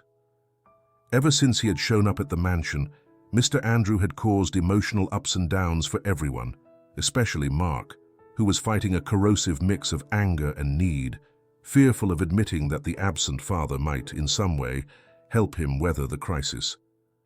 When the potential investors arrived, a trio of men and one woman, all in tailored suits, wearing alert expressions and calculating glances, Mark greeted them at the wide front door with a smile that looked carefully rehearsed in front of a mirror. He tried to keep the conversations light, talking about ambitious projects and promising a bright future if they joined forces with his company. From a short distance away, Jenna gave them polite hellos but kept herself apart from the charade. Still, she offered a few diplomatic smiles that barely concealed her clear unease. The start of the dinner passed without any major incidents. The guests seemed impressed by the house's extravagance and the elegant plating of each course. In an effort to exude confidence, Mark delivered a brief, improvised speech about the new market opportunities his company was about to explore. Rick and Mr. Andrew exchanged skeptical looks, both doubting Mark had any real plan beyond his need to keep up appearances. Sitting near the end of the large table, Mrs. Olivia ate in silence, not daring to raise her voice. But at one point, one of the investors, a grey-haired gentleman with impeccable manners, addressed her, intrigued by her presence. "Excuse me, ma'am, are you related to Mark?" The old woman felt exposed, suddenly the focus of everyone's attention. Not wanting to be rude, she answered, "Yes, sir. I'm his mother." The investor smiled, hoping to sound friendly. "You must be very proud, watching him succeed in the business world." Mrs. Olivia nodded shyly and, with her usual frankness, added, "Yes. Mark has always been ambitious. Even when we had almost nothing, he dreamed of living in a huge house and leaving behind the hardships we suffered in his childhood." Her words lingered in the air. Immediately, Jenna and Mark tensed up. The guests began whispering among themselves. Some seemed touched by the tale of triumph over adversity, but one, quicker on the uptake, posed a polite, though thinly veiled question. "Extreme poverty? I gather that's where the motivation to achieve financial security comes from, which we see reflected today in this beautiful mansion." That was Rick's cue. Clenching his fists on the table, he took advantage of the moment. "Unfortunately, this financial security is just for show. Did you know Mark is saddled with debt? And that, to get his initial funds, he sold off family land without consulting anyone." His statement hit the room like a thunderbolt, prompting the investors to lean back in their chairs, stunned. Mark felt his blood boil and went stiff, turning a murderous glare on Rick, as though any second he might lunge across the table. Mr. Andrew said nothing, watching with the kind of expression that suggests he had no idea whether speaking up would help or make things worse. Mrs. Olivia, terrified by the turn things had taken, tried to divert the conversation. "Rick, son, this really isn't the time." But it was already too late. The investors exchanged glances, began clearing their throats, and nervously straightened their napkins. One of them leaned closer to Mark, quietly demanding, "Are there debts we don't know about? Failed investments you never told us about?" Mark sprang to his feet, slamming his hands on the table. In a burst of frustration and fury, he raised his voice. "That's none of your concern. Rick doesn't know what he's talking about." But the situation was beyond salvage. Murmuring to one another, the investors stood up. The woman in the group shot Mark a severe look. "We can't risk our money without a solid guarantee of stability. I believe it's best we withdraw for now." The scene descended into chaos. The guests gathered their briefcases and filed out, ignoring Mark's frantic attempts to persuade them to stay and discuss the matter at some later time. Jenna, equally stunned, experienced a blend of dismay and relief as she watched the house of cards collapse before everyone's eyes. Rick, dejected but not regretting his decision to spill the truth, moved away from the table, aware he had just lit the fuse to a much larger conflict. Mrs. Olivia, weighed down by guilt, pressed a hand to her chest. She'd never intended to spark such a disaster, but her remarks, coupled with Rick's revelations, had stripped away the last veil of secrecy Mark had fought so hard to maintain. The result was a spectacular public collapse, leaving Mark humiliated and, above all, more alone than ever. When the door finally shut behind the investors, an icy silence overcame the mansion. Mark, his face drawn and ashen, realized that this dinner, rather than paving the way for financial salvation, had become the catalyst for irreversible confrontation. In the grand dining room that had so recently glistened with opulence, only the echo of untouched plates and muted whispers remained, along with the pain of being exposed. Dawn broke over the mansion with a feeling of emptiness, as though echoes of the previous night still reverberated down every corridor.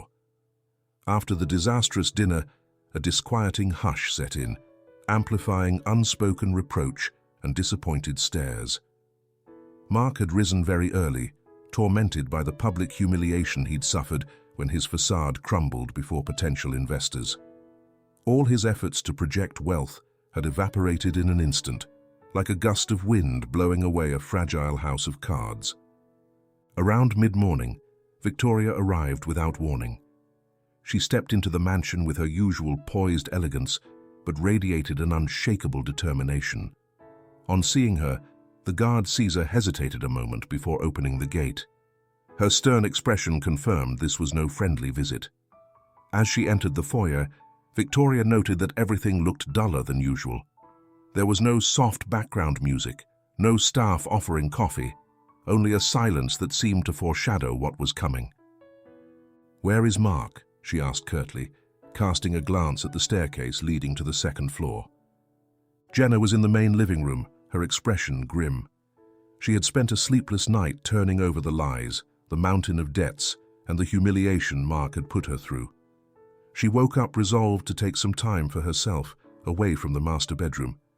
Yet she had no desire for a showdown with Victoria just then, so she merely answered, "He's in his office. You can go up if you want." Victoria wasted no time. She climbed the stairs with a determined stride, ignoring the tense air around her. Upon reaching the study, she found Mark sitting behind his desk, his hair disheveled and his eyes bloodshot from exhaustion. Papers and files were piled in disarray around him, a testament to his desperate attempts to keep his crumbling company afloat. "Last night was a disaster," Victoria announced bluntly. "You and I both know those investors' confidence is in tatters. Plus, the dinner made it clear your finances are unsustainable." Mark slumped his shoulders. He couldn't muster the proud stare he usually wore. His voice, rough with fatigue, emerged shakily. "I know. I just never expected everything to come out like that. I needed that investment to cover some urgent debts."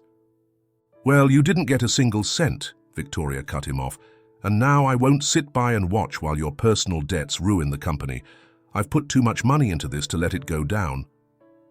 She set a thick envelope of legal documents on the desk. Mark eyed it warily, fearing it held notification of a lawsuit or some ultimatum that would corner him further. "I'm giving you a very short deadline to pay back my investment," she continued icily. "Otherwise, I'll start legal proceedings and end up owning the majority of your company. Is that clear?" Mark's heart pounded, as though an invisible fist was gripping his chest. He recalled that Victoria's money represented his last hope of refinancing his most urgent obligations.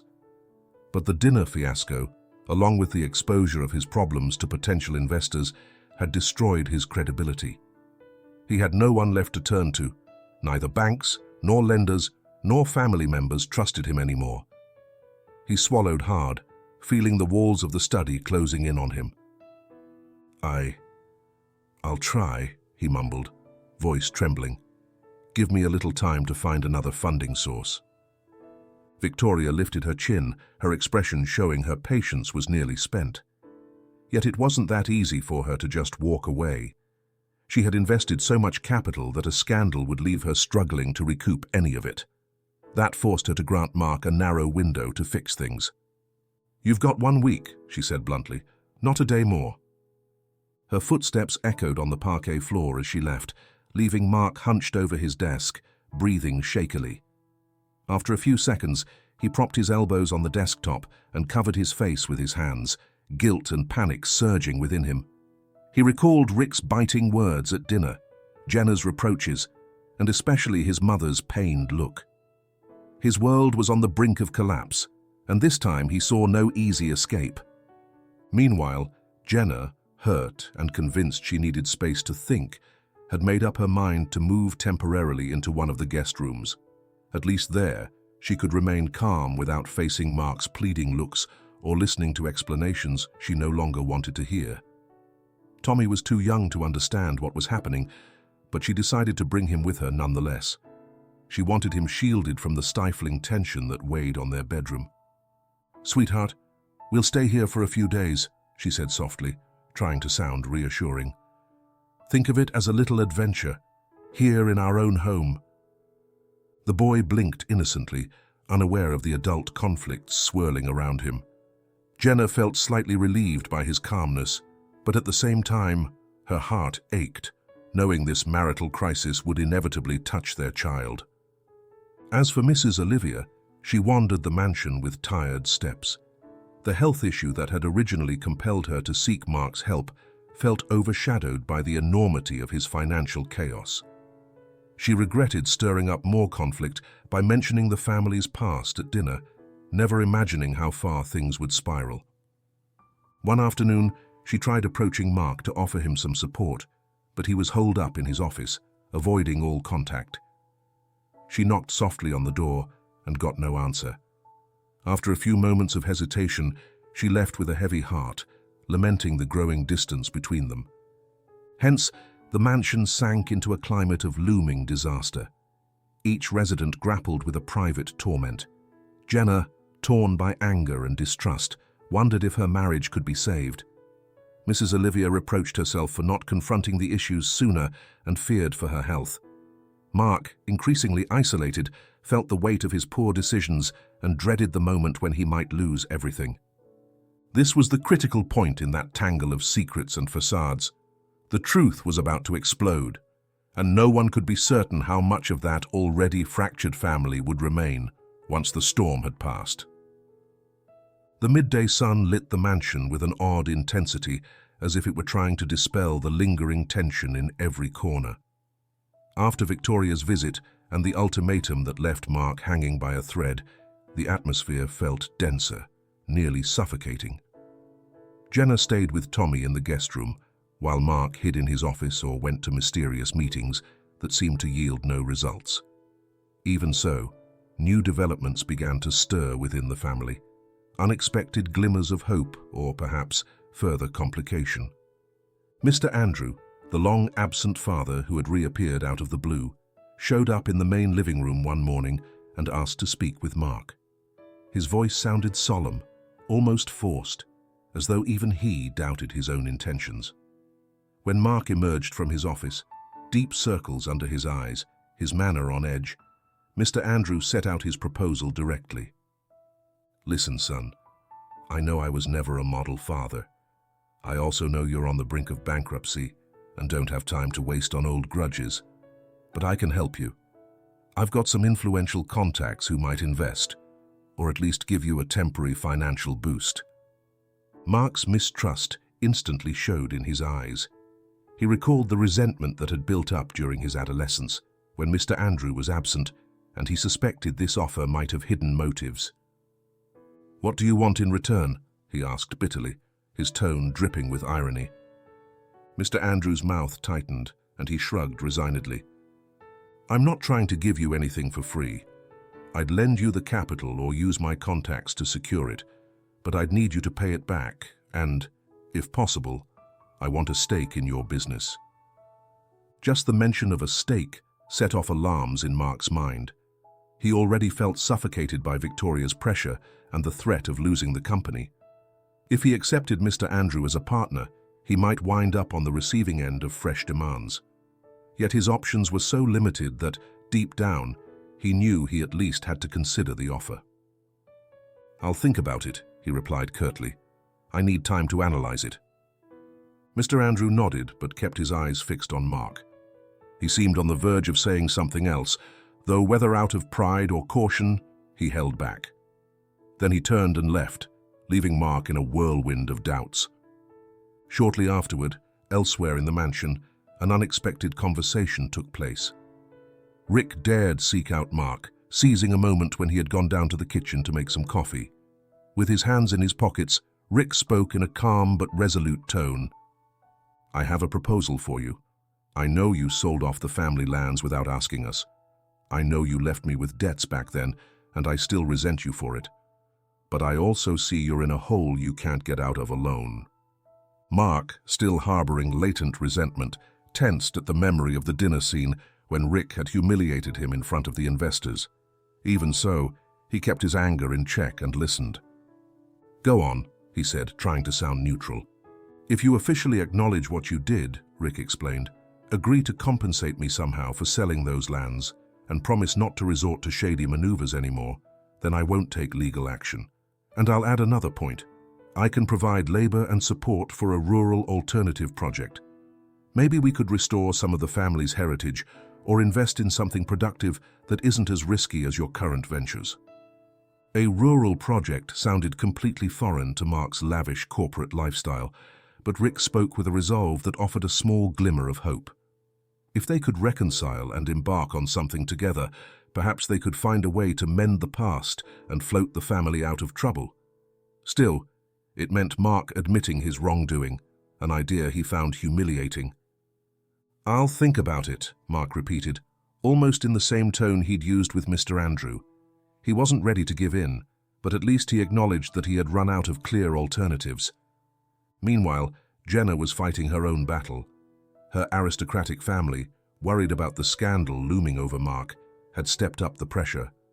Her father sent an urgent message summoning her to a private meeting, and his words echoed in Jenna's mind. "My dear, you can't let him ruin your life. Think of Tommy. You must get out before it's too late." That very afternoon, Jenna faced an agonizing dilemma.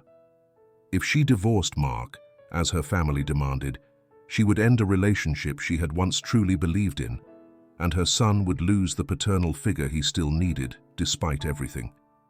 But staying by his side risked being dragged into the ruin Mark had spun with his debts and lies. In a surge of confusion and distress, Jenna locked herself in the guest room. That was when she heard a gentle knock at the door. Opening it, she found Mrs. Olivia, her eyes filled with tender concern. "My dear," the older woman said softly, "I know Mark has hurt you, and he's far from perfect. But I also know he's sinking, and if you leave now, his desperation could be even worse. Don't you think he deserves a chance to make amends?" Mrs. Olivia's words struck deep. Jenna remembered Mark in better days, devoted, affectionate with Tommy, willing to sacrifice his sleep if it meant advancing in business. He seemed like a different man now, but perhaps part of him was still there, buried beneath pride and fear. "I don't know if I have the strength to stay with him, Mrs. Olivia," Jenna muttered, clenching her fists. "He lied to me for years. I'm not sure I can forgive that." The older woman gave her a look of gentle understanding. "I know, dear. Just think it through. So often our greatest mistakes come from shame and the terror of poverty. I'm not excusing him, but I know his heart has been confused for a very long time." Jenna didn't respond. Her eyes brimmed with unshed tears. She knew the final decision was hers alone. After bidding Mrs. Olivia goodbye, she sat on the bed, staring at the window where the last light of day was streaming in. For a second, she pictured a new life far from the mansion, yet she also recalled the look on Mark's face when, in happier times, he gazed at her with hope. As night descended, every member of the family weighed the fresh proposals laid out on the table. Mr. Andrew was offering a financial lifeline. Rick reached out for an accord to heal old wounds. Jenna wavered between leaving and granting one last chance. Meanwhile, Mark, trapped in his own labyrinth, was running out of escape routes. He had to choose between his pride and the humility to accept help from those he had once spurned. One way or another, that crossroads would decide everyone's fate. The next afternoon sank slowly over the city, painting the streets a golden hue that seemed at odds with the gravity of what was happening at Mark's mansion. After several days of thought, Victoria had arranged to meet Rick at a discreet cafe downtown. She hoped to clarify her own situation and, at the same time, determine how to proceed regarding Mark's company. "Thank you for coming," she said to Rick as soon as he sat at a table in a somewhat secluded corner. "I know we talked about the possibility of legally exposing his irregularities, but are you worried about Mark's reaction?" Rick cut her off, eyes flickering between distrust and curiosity. Victoria shook her head, though her features revealed the tension gnawing at her inside. "I'm worried about what'll happen to me," she clarified. "I need to protect my investment because I have a sick nephew who relies on me, and every day that passes means more medical expenses. I can't afford to lose everything because your brother refuses to budge." Rick nodded in a gesture of sympathy. Even though part of him wanted Mark to wake up to the damage he'd inflicted, he wasn't blind to the personal stories of those around him. "I understand," he said, "but you should also know my mother, Mrs. Olivia, is ill and has no resources. And on top of it all, Mark's entangled himself in so many lies that he hasn't even been able to give her the attention she needs." This only heightened Victoria's moral quandary. On one side, her rational investor instincts pushed her to demand immediate results or withdraw, suing Mark and seizing majority control of the company. On the other, the thought of leaving an ailing, elderly woman and a near-broken family out in the cold filled her with a bitter unease. It was no longer just about numbers and contracts. It was about lives on the brink. When they finished their meeting, Victoria decided to take a bold step. She scheduled an appointment with Mark for that very night. She called him on the phone, cutting to the chase, and asked to see him in a private lounge at a downtown hotel. There, under the soft glow of an elegant lamp, they came face to face. Mark was visibly exhausted. His suit no longer held the impeccable look of old, and the dark circles under his eyes made him appear older than he was. "Why are you here, Victoria?" he asked in a strained voice, already guessing that her answer would hold no easy solution. The woman set an envelope on the small table separating them and folded her hands, trying to maintain her usual composed demeanor. "I've come to make you one final offer," she explained. "I don't want to take this to court and spend my life in lawsuits, nor do I want to lose my money or let you go under and drag others down with you." Mark lowered his gaze, all too aware that he was at the mercy of Victoria's conditions. After his humiliation at the dinner with potential investors and her previous ultimatum, he realized he was balancing on the edge of a cliff. "I'm listening," he admitted, resigned. "I'll keep part of my investment with you," Victoria began, "but under very strict and transparent conditions. I want full access to account statements, financial transactions, and the restructuring plan for the company. Plus, I'll hold a significant percentage of the shares. In practice, you'll have to consult me about every step you take." Mark's throat constricted. A few years ago, he never could have imagined relinquishing part of the control of his own company. He had fought and sacrificed so much to make a name for himself in the business world, but now he was confronting the harsh reality. If he didn't agree, he would lose everything. "How much do you want?" he managed to ask, forcing out each word as though swallowing bitter medicine. "Enough to secure my investment," Victoria answered. "I have no interest in emptying your pockets. I want the business to remain viable. But that means cutting expenses, selling off certain assets, and setting up a repayment plan with your creditors. No more charades or lavish spending, Mark." While she spoke, Victoria noticed him tremble slightly. For the first time, he would have to abandon the image of a wealthy, high-powered businessman that he'd spent so much energy crafting. Memories of his impoverished childhood struck him, rekindling his deep-seated fear of poverty. Yet he understood there was no other way. "I accept," he finally said, bowing his head in something like shame. "But I can't promise it'll be easy. I've made plenty of mistakes. I'm not sure I'm strong enough to handle this." Victoria took a deep breath, feeling both relieved and guilty.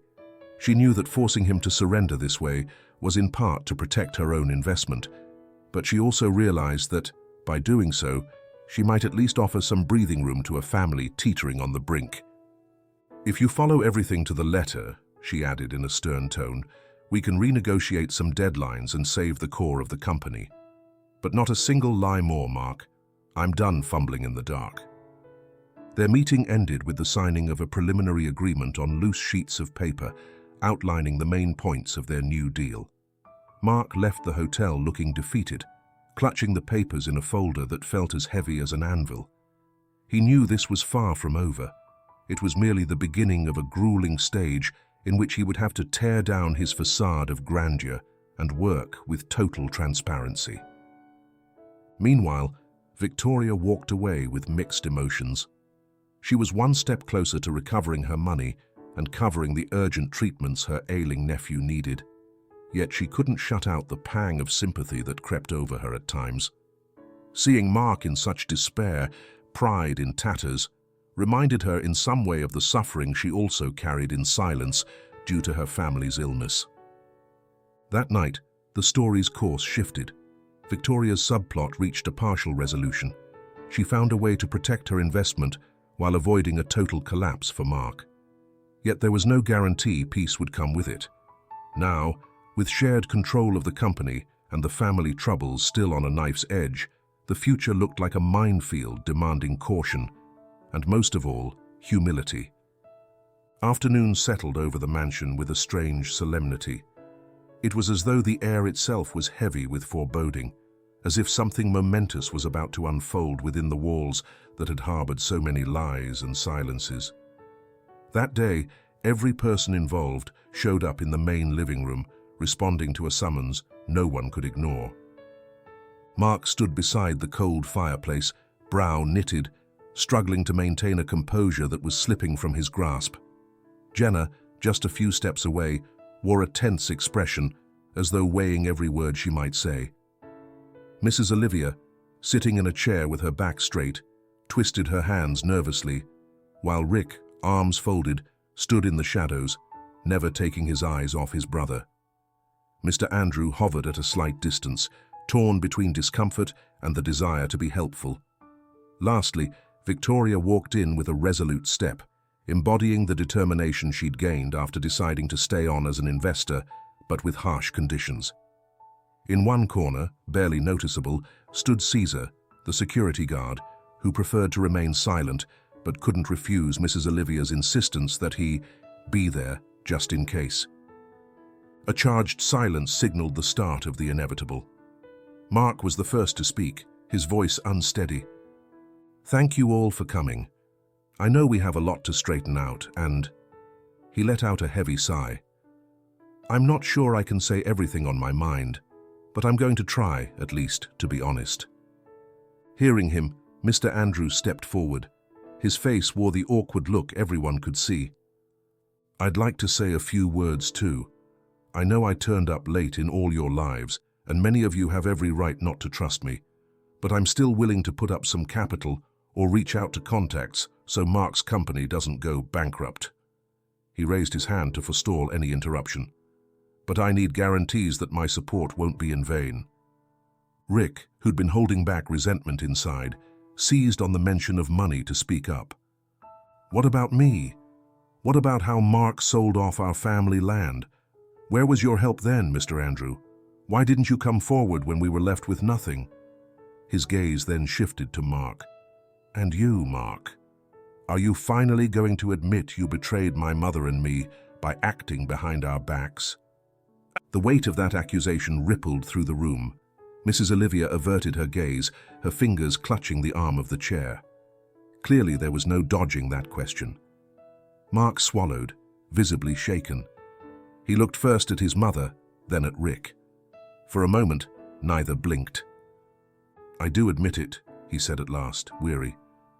"When I sold that land, I didn't think about the consequences or about you. I only wanted to escape poverty, the shame of my origins. It was a mistake I haven't been able to fix."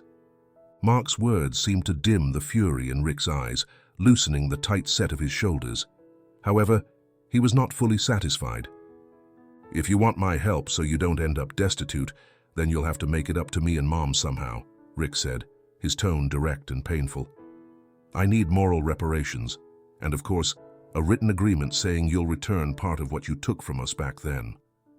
Too exhausted to protest, Mark nodded. He knew there was no more room for evasion. To the surprise of many, Victoria was the next to speak, her voice clear. "As for me, my stance is non-negotiable. If I'm going to keep my investment in this company, I need a repayment plan and absolute transparency for every transaction. The days of playing pretend are over. Mark and I have already talked. If he fails to comply with any part of our deal, I'll have no choice but to sue him." The atmosphere grew heavier, as if a lightning bolt had just ripped through the room. That legal threat was the spark that could finish sinking everything. Jenna, who so far had kept silent, felt it was her turn. She stepped forward, her expression resolute, though her eyes revealed deep sadness. "Mark," she began, "I've seriously considered divorcing you. My family is pushing me to do it before this crisis drags you under and ruins Tommy's future." She paused briefly. "But I know deep down you're still the man I once loved. However, if I don't see a radical change, if I don't see you let go of the lies and truly fight to pull this family forward, I'll take Tommy and leave." Her words struck Mark harder than any other accusation. That was the line he was afraid to cross. The fear of loneliness and failure came crashing down on him like a tidal wave. Suddenly, the mansion felt small, giving him no room to escape the consequences of his mistakes. Mrs. Olivia, visibly moved, broke the silence in her son's favor, though without evading the truth. "Mark, my son, all we can do now is trust you'll change. I can't keep protecting you from your own mistakes. It pains me to see you like this, but it hurts even more that you couldn't accept us for who we are." By then, Mark realized there was nothing left to hide, no pretense to maintain. He shut his eyes, taking a deep breath before speaking in a low voice. "I'm sorry, Mom. Forgive me, Rick, for selling that land and for all the harm I caused you." His voice hitched slightly. "And to you too, Jenna, for the deceptions I put you through, for the bubble of lies I built into our marriage." In that moment, it felt as though years of pent-up tension suddenly released. Everyone in the room watched him, each with a different shade of emotion. Rick and Mrs. Olivia, with hopes of genuine reconciliation. Jenna caught between love and resentment. Mr. Andrew wrestling with guilt and paternal concern, and Victoria determined to protect her investment, but with a flicker of compassion in her eyes. "I have no excuses," Mark went on. "I believed the only way out of poverty was to hide it, to feel ashamed of all of you, my own family. I've lived in fear of having empty hands again." For a few seconds, no one spoke, as though his words took time to settle. Finally, Rick took a slight step forward and offered his hand, a gesture of truce. "Keep your word. Then we'll see what we can do together, as a family." Humbly, Mark nodded and shook his brother's hand. Mrs. Olivia, struggling to contain her emotion, clasped her hands upon seeing this attempt at reconciliation. Jenna, on the other hand, kept a little farther away, wanting desperately to believe in Mark's sincerity, but needing concrete proof before trusting him again. That gathering, at its peak, marked a turning point for all present. The debts, the abandonment, the humiliation and betrayal had been laid bare like an open wound, but with a promise of healing if everyone worked together. In that room, once full of secrets, the seed of truth was finally planted.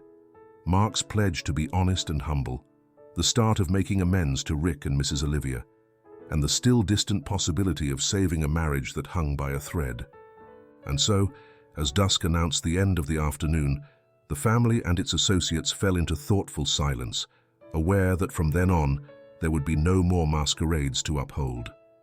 From here on, every step would be decisive in rebuilding all that Mark, so intent on escaping his roots, had recklessly torn down.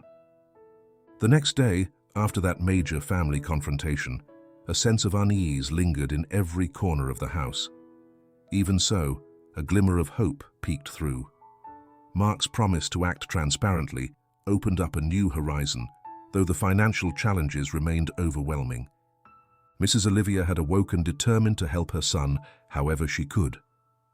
For the first time since her arrival, the elderly mother felt her presence in Mark's life might genuinely make a difference. Heart heavy, she left the guest room and headed to the living area to find him. She spotted Mark going over invoices and papers in the dining room, looking more composed than usual. On seeing her, he managed a faint smile. "Mom, thank you for staying by my side through all of this," he said softly.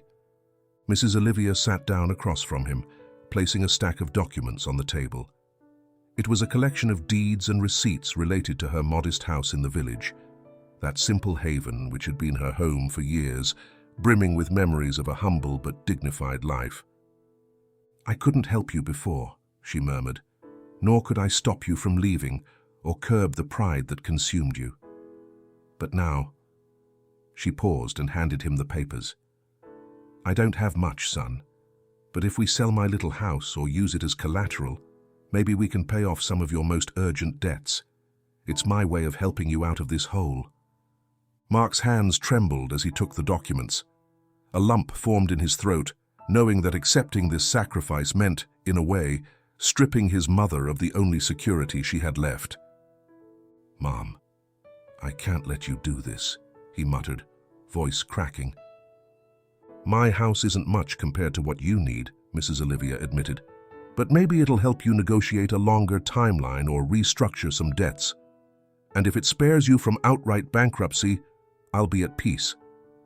Mark closed his eyes for a moment, feeling even more guilt. Yet there was no time left to shirk the consequences. His mother was offering up the only property she had, and he knew refusing would mean missing a chance to ease the financial pressure, even if just a bit. He silently vowed that if everything went well, he would return that asset to his mother as soon as possible. Meanwhile, in the mansion's library, Mr. Andrew wrestled with his own misgivings. He had been in contact with old colleagues and influential contacts, exploring ways to infuse capital into Mark's company or at least secure a lifeline. But his long-time pride and the accumulated grievances with his son made every step feel complicated. When Mark came looking for him, Mr. Andrew stood and met his gaze uncertainly. "I have an idea," he explained, holding out a few documents listing business contacts. "I can ask them to speak to your creditors, maybe cut down some interest or pull some strings. But in return, I need a guarantee you'll pay me back later. And—" he hesitated a moment. "I want a role in the company, or at least be recognized as an advisor. I won't give you my help only to be shut out again once things are back on track."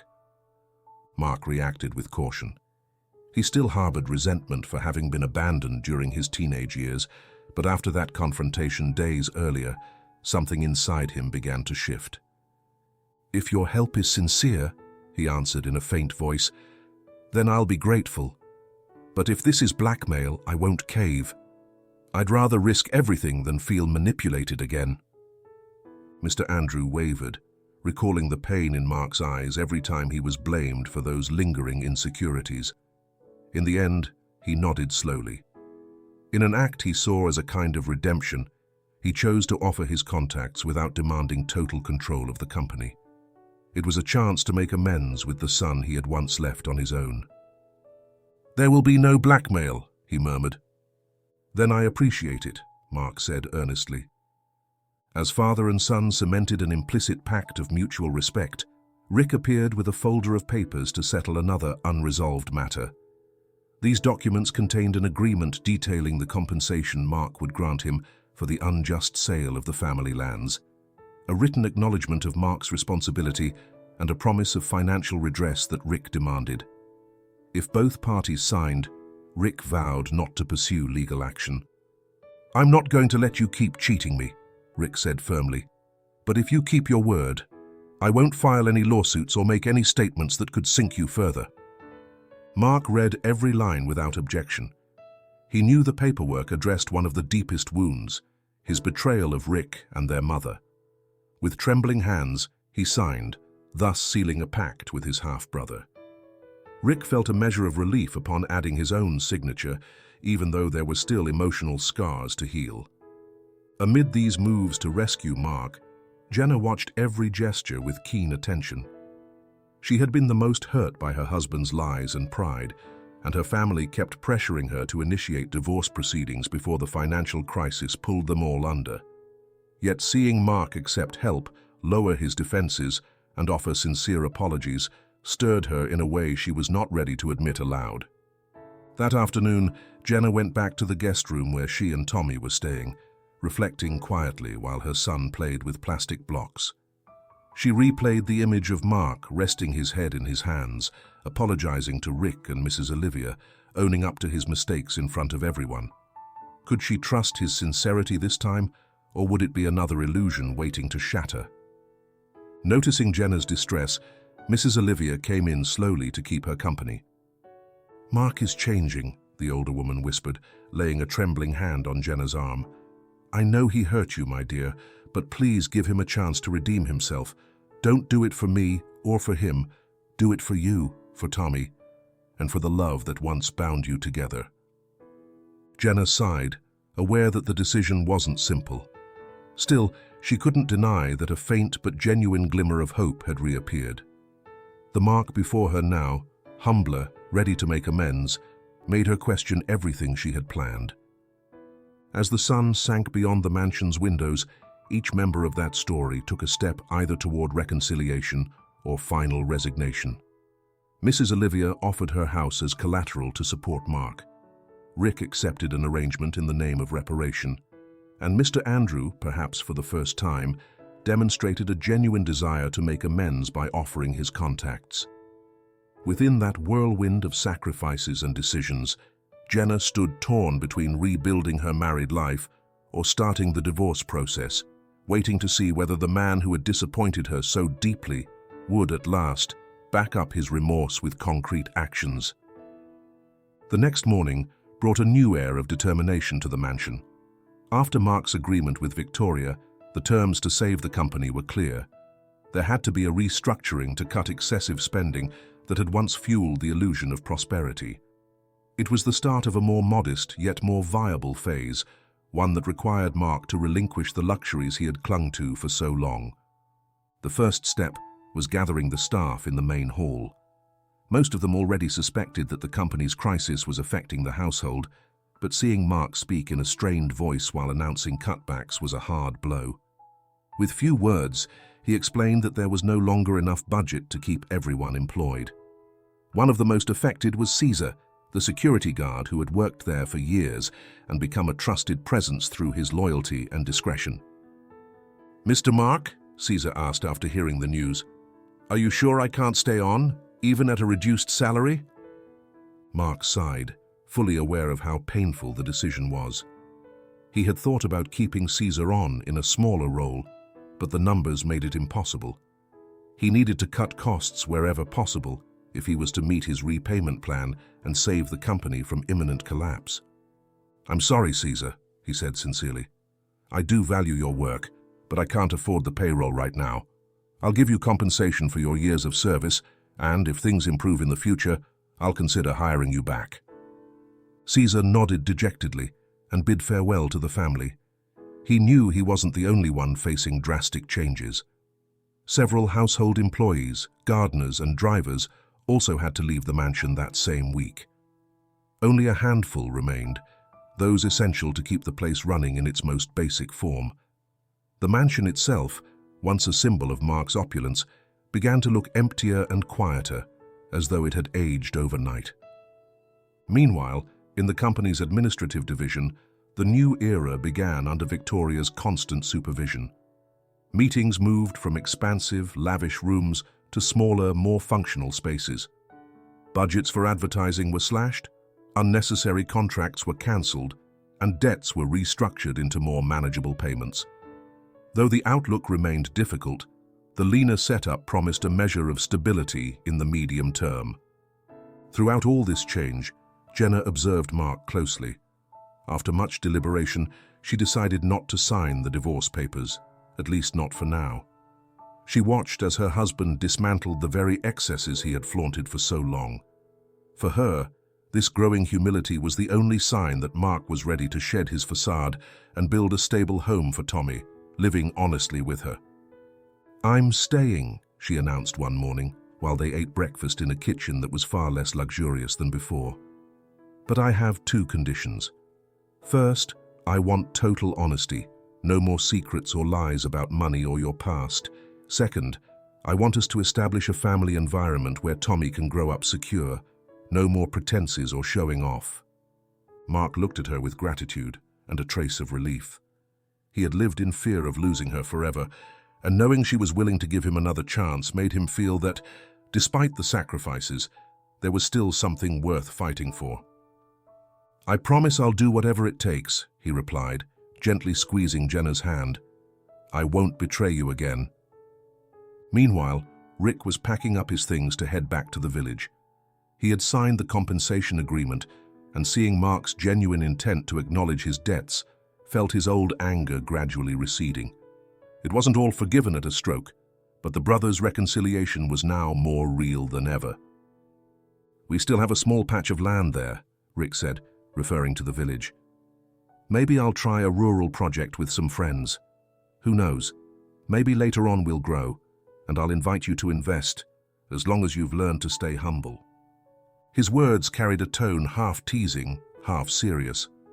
Mark accepted them with a faint smile, grateful that his brother was still imagining a future they might share.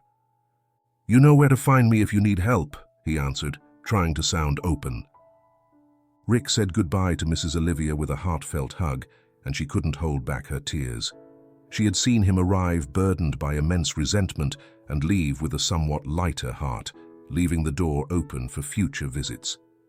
Thus, on that day, the brotherly bond, long battered by ups and downs, was reforged with mutual understanding.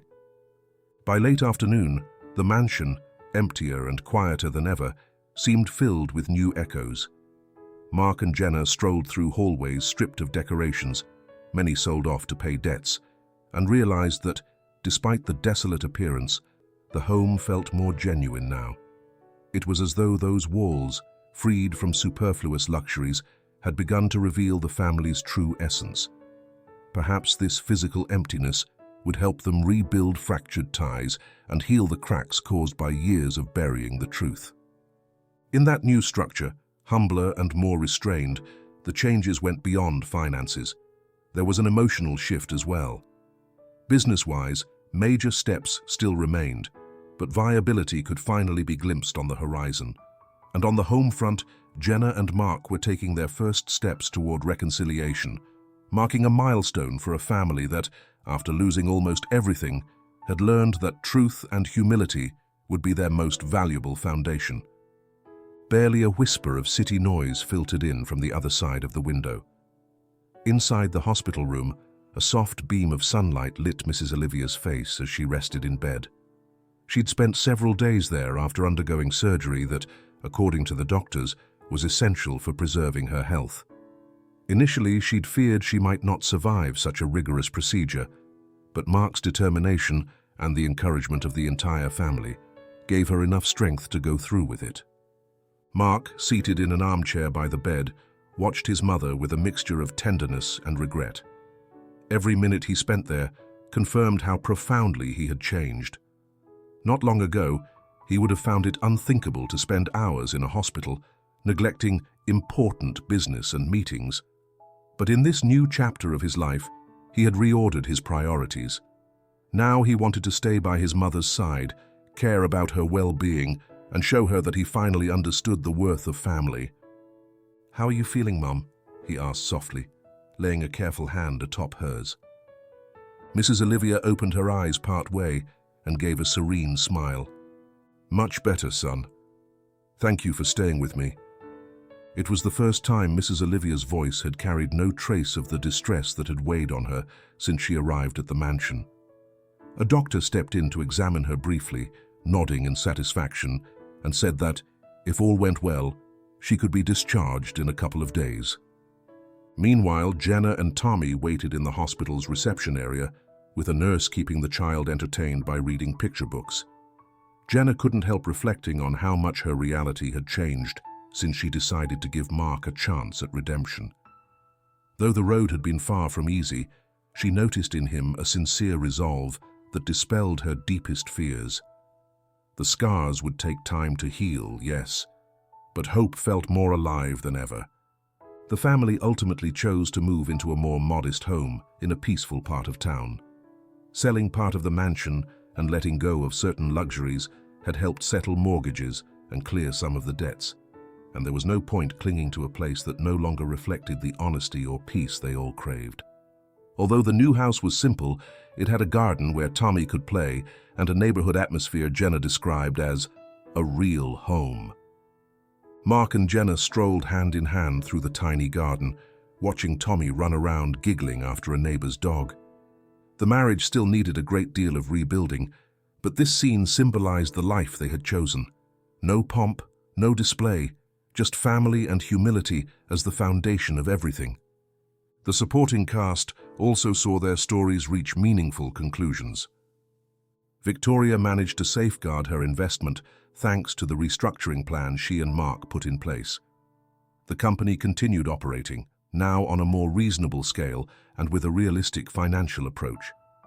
With restored revenues and steady cash flow, Victoria was able to pay for her nephew's medical treatments. He was slowly beginning to improve.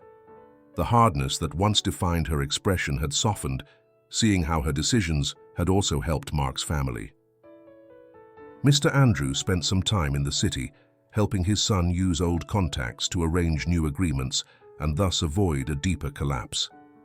In the end, he realized that while he couldn't fix the past entirely, his current support drew him closer to Mark in a newfound mutual respect. Steering clear of intrigues or blackmail, he opted for a quiet, genuine role, acknowledging his shortcomings as an absent father. Feeling somewhat at peace, he returned to his own life, though not without promising regular visits to reinforce their reconciliation. Rick, for his part, went back to his village and resumed a rural project using the compensation he received from Mark. In his latest conversation with Mrs. Olivia, he reported that the plans were going beautifully. He was even considering marketing natural products in the city with a couple of partners. Thus, the family had finally given him the justice he was due, and his relationship with Mark moved toward normalcy based on honesty and recognition of past mistakes. When Rick heard about his mother's surgery, he made a short trip back to the hospital. On leaving the recovery room, he embraced Mark without bitterness, sealing their renewed brotherly bond. After Mrs. Olivia was discharged, the family welcomed her into their new home with joy. Though more cramped and stripped of luxuries, the house radiated a warmth they never felt in the opulent mansion. Its freshly painted walls were free of the haughty portraits that once dominated the decor, and the dining room table became a natural gathering spot for the frank conversations they had never been able to have before. With his mother's support, Jenna's backing, and Victoria's guidance in keeping the business afloat, Mark took the next step, pledging to provide transparent reports, respect spending limits, and, above all, treat his family as the most important treasure he'd neglected for so many years. The curtain falls on an atmosphere of second chances. Reunited as a family, without the ostentatious facade that once ruled their daily lives, they now stand as a unit that has learned the value of truth and humility. They may have lost a share of material possessions along the way, but they've gained closeness, honesty, and the certainty that, as long as they stay sincere, they can face whatever life throws at them. In the dawn of this reconciliation, it's clear that everyone has changed irreversibly, yet for the better. Mark let go of his consuming pride. Jenna discovered that truth can anchor her marriage. Tommy grew up surrounded by genuine affection, free from false pretenses. Mrs. Olivia enjoyed better health and her son's renewed devotion. Victoria kept her investment and continued caring for her ill nephew. Rick reaffirmed his rural venture and nurtured a brotherly bond based on sincerity. Mr. Andrew either stayed, determined to heal years of absence, or departed with head held high, reconciled with Mark. And so, in spite of the losses and sacrifices, they emerge as a family united by the courage to face their mistakes. No one can promise the road ahead will be easy, but now, more than ever, they have learned that the greatest wealth isn't in bank accounts, but in honor, reverence for one's roots, and the sincere love that binds them. A fresh future lies before them, a blank page, and this time they feel ready to write it together. Thank you for joining us on this journey. We appreciate your company, and we'll see you soon with new stories and more adventures. Take good care, and until next time.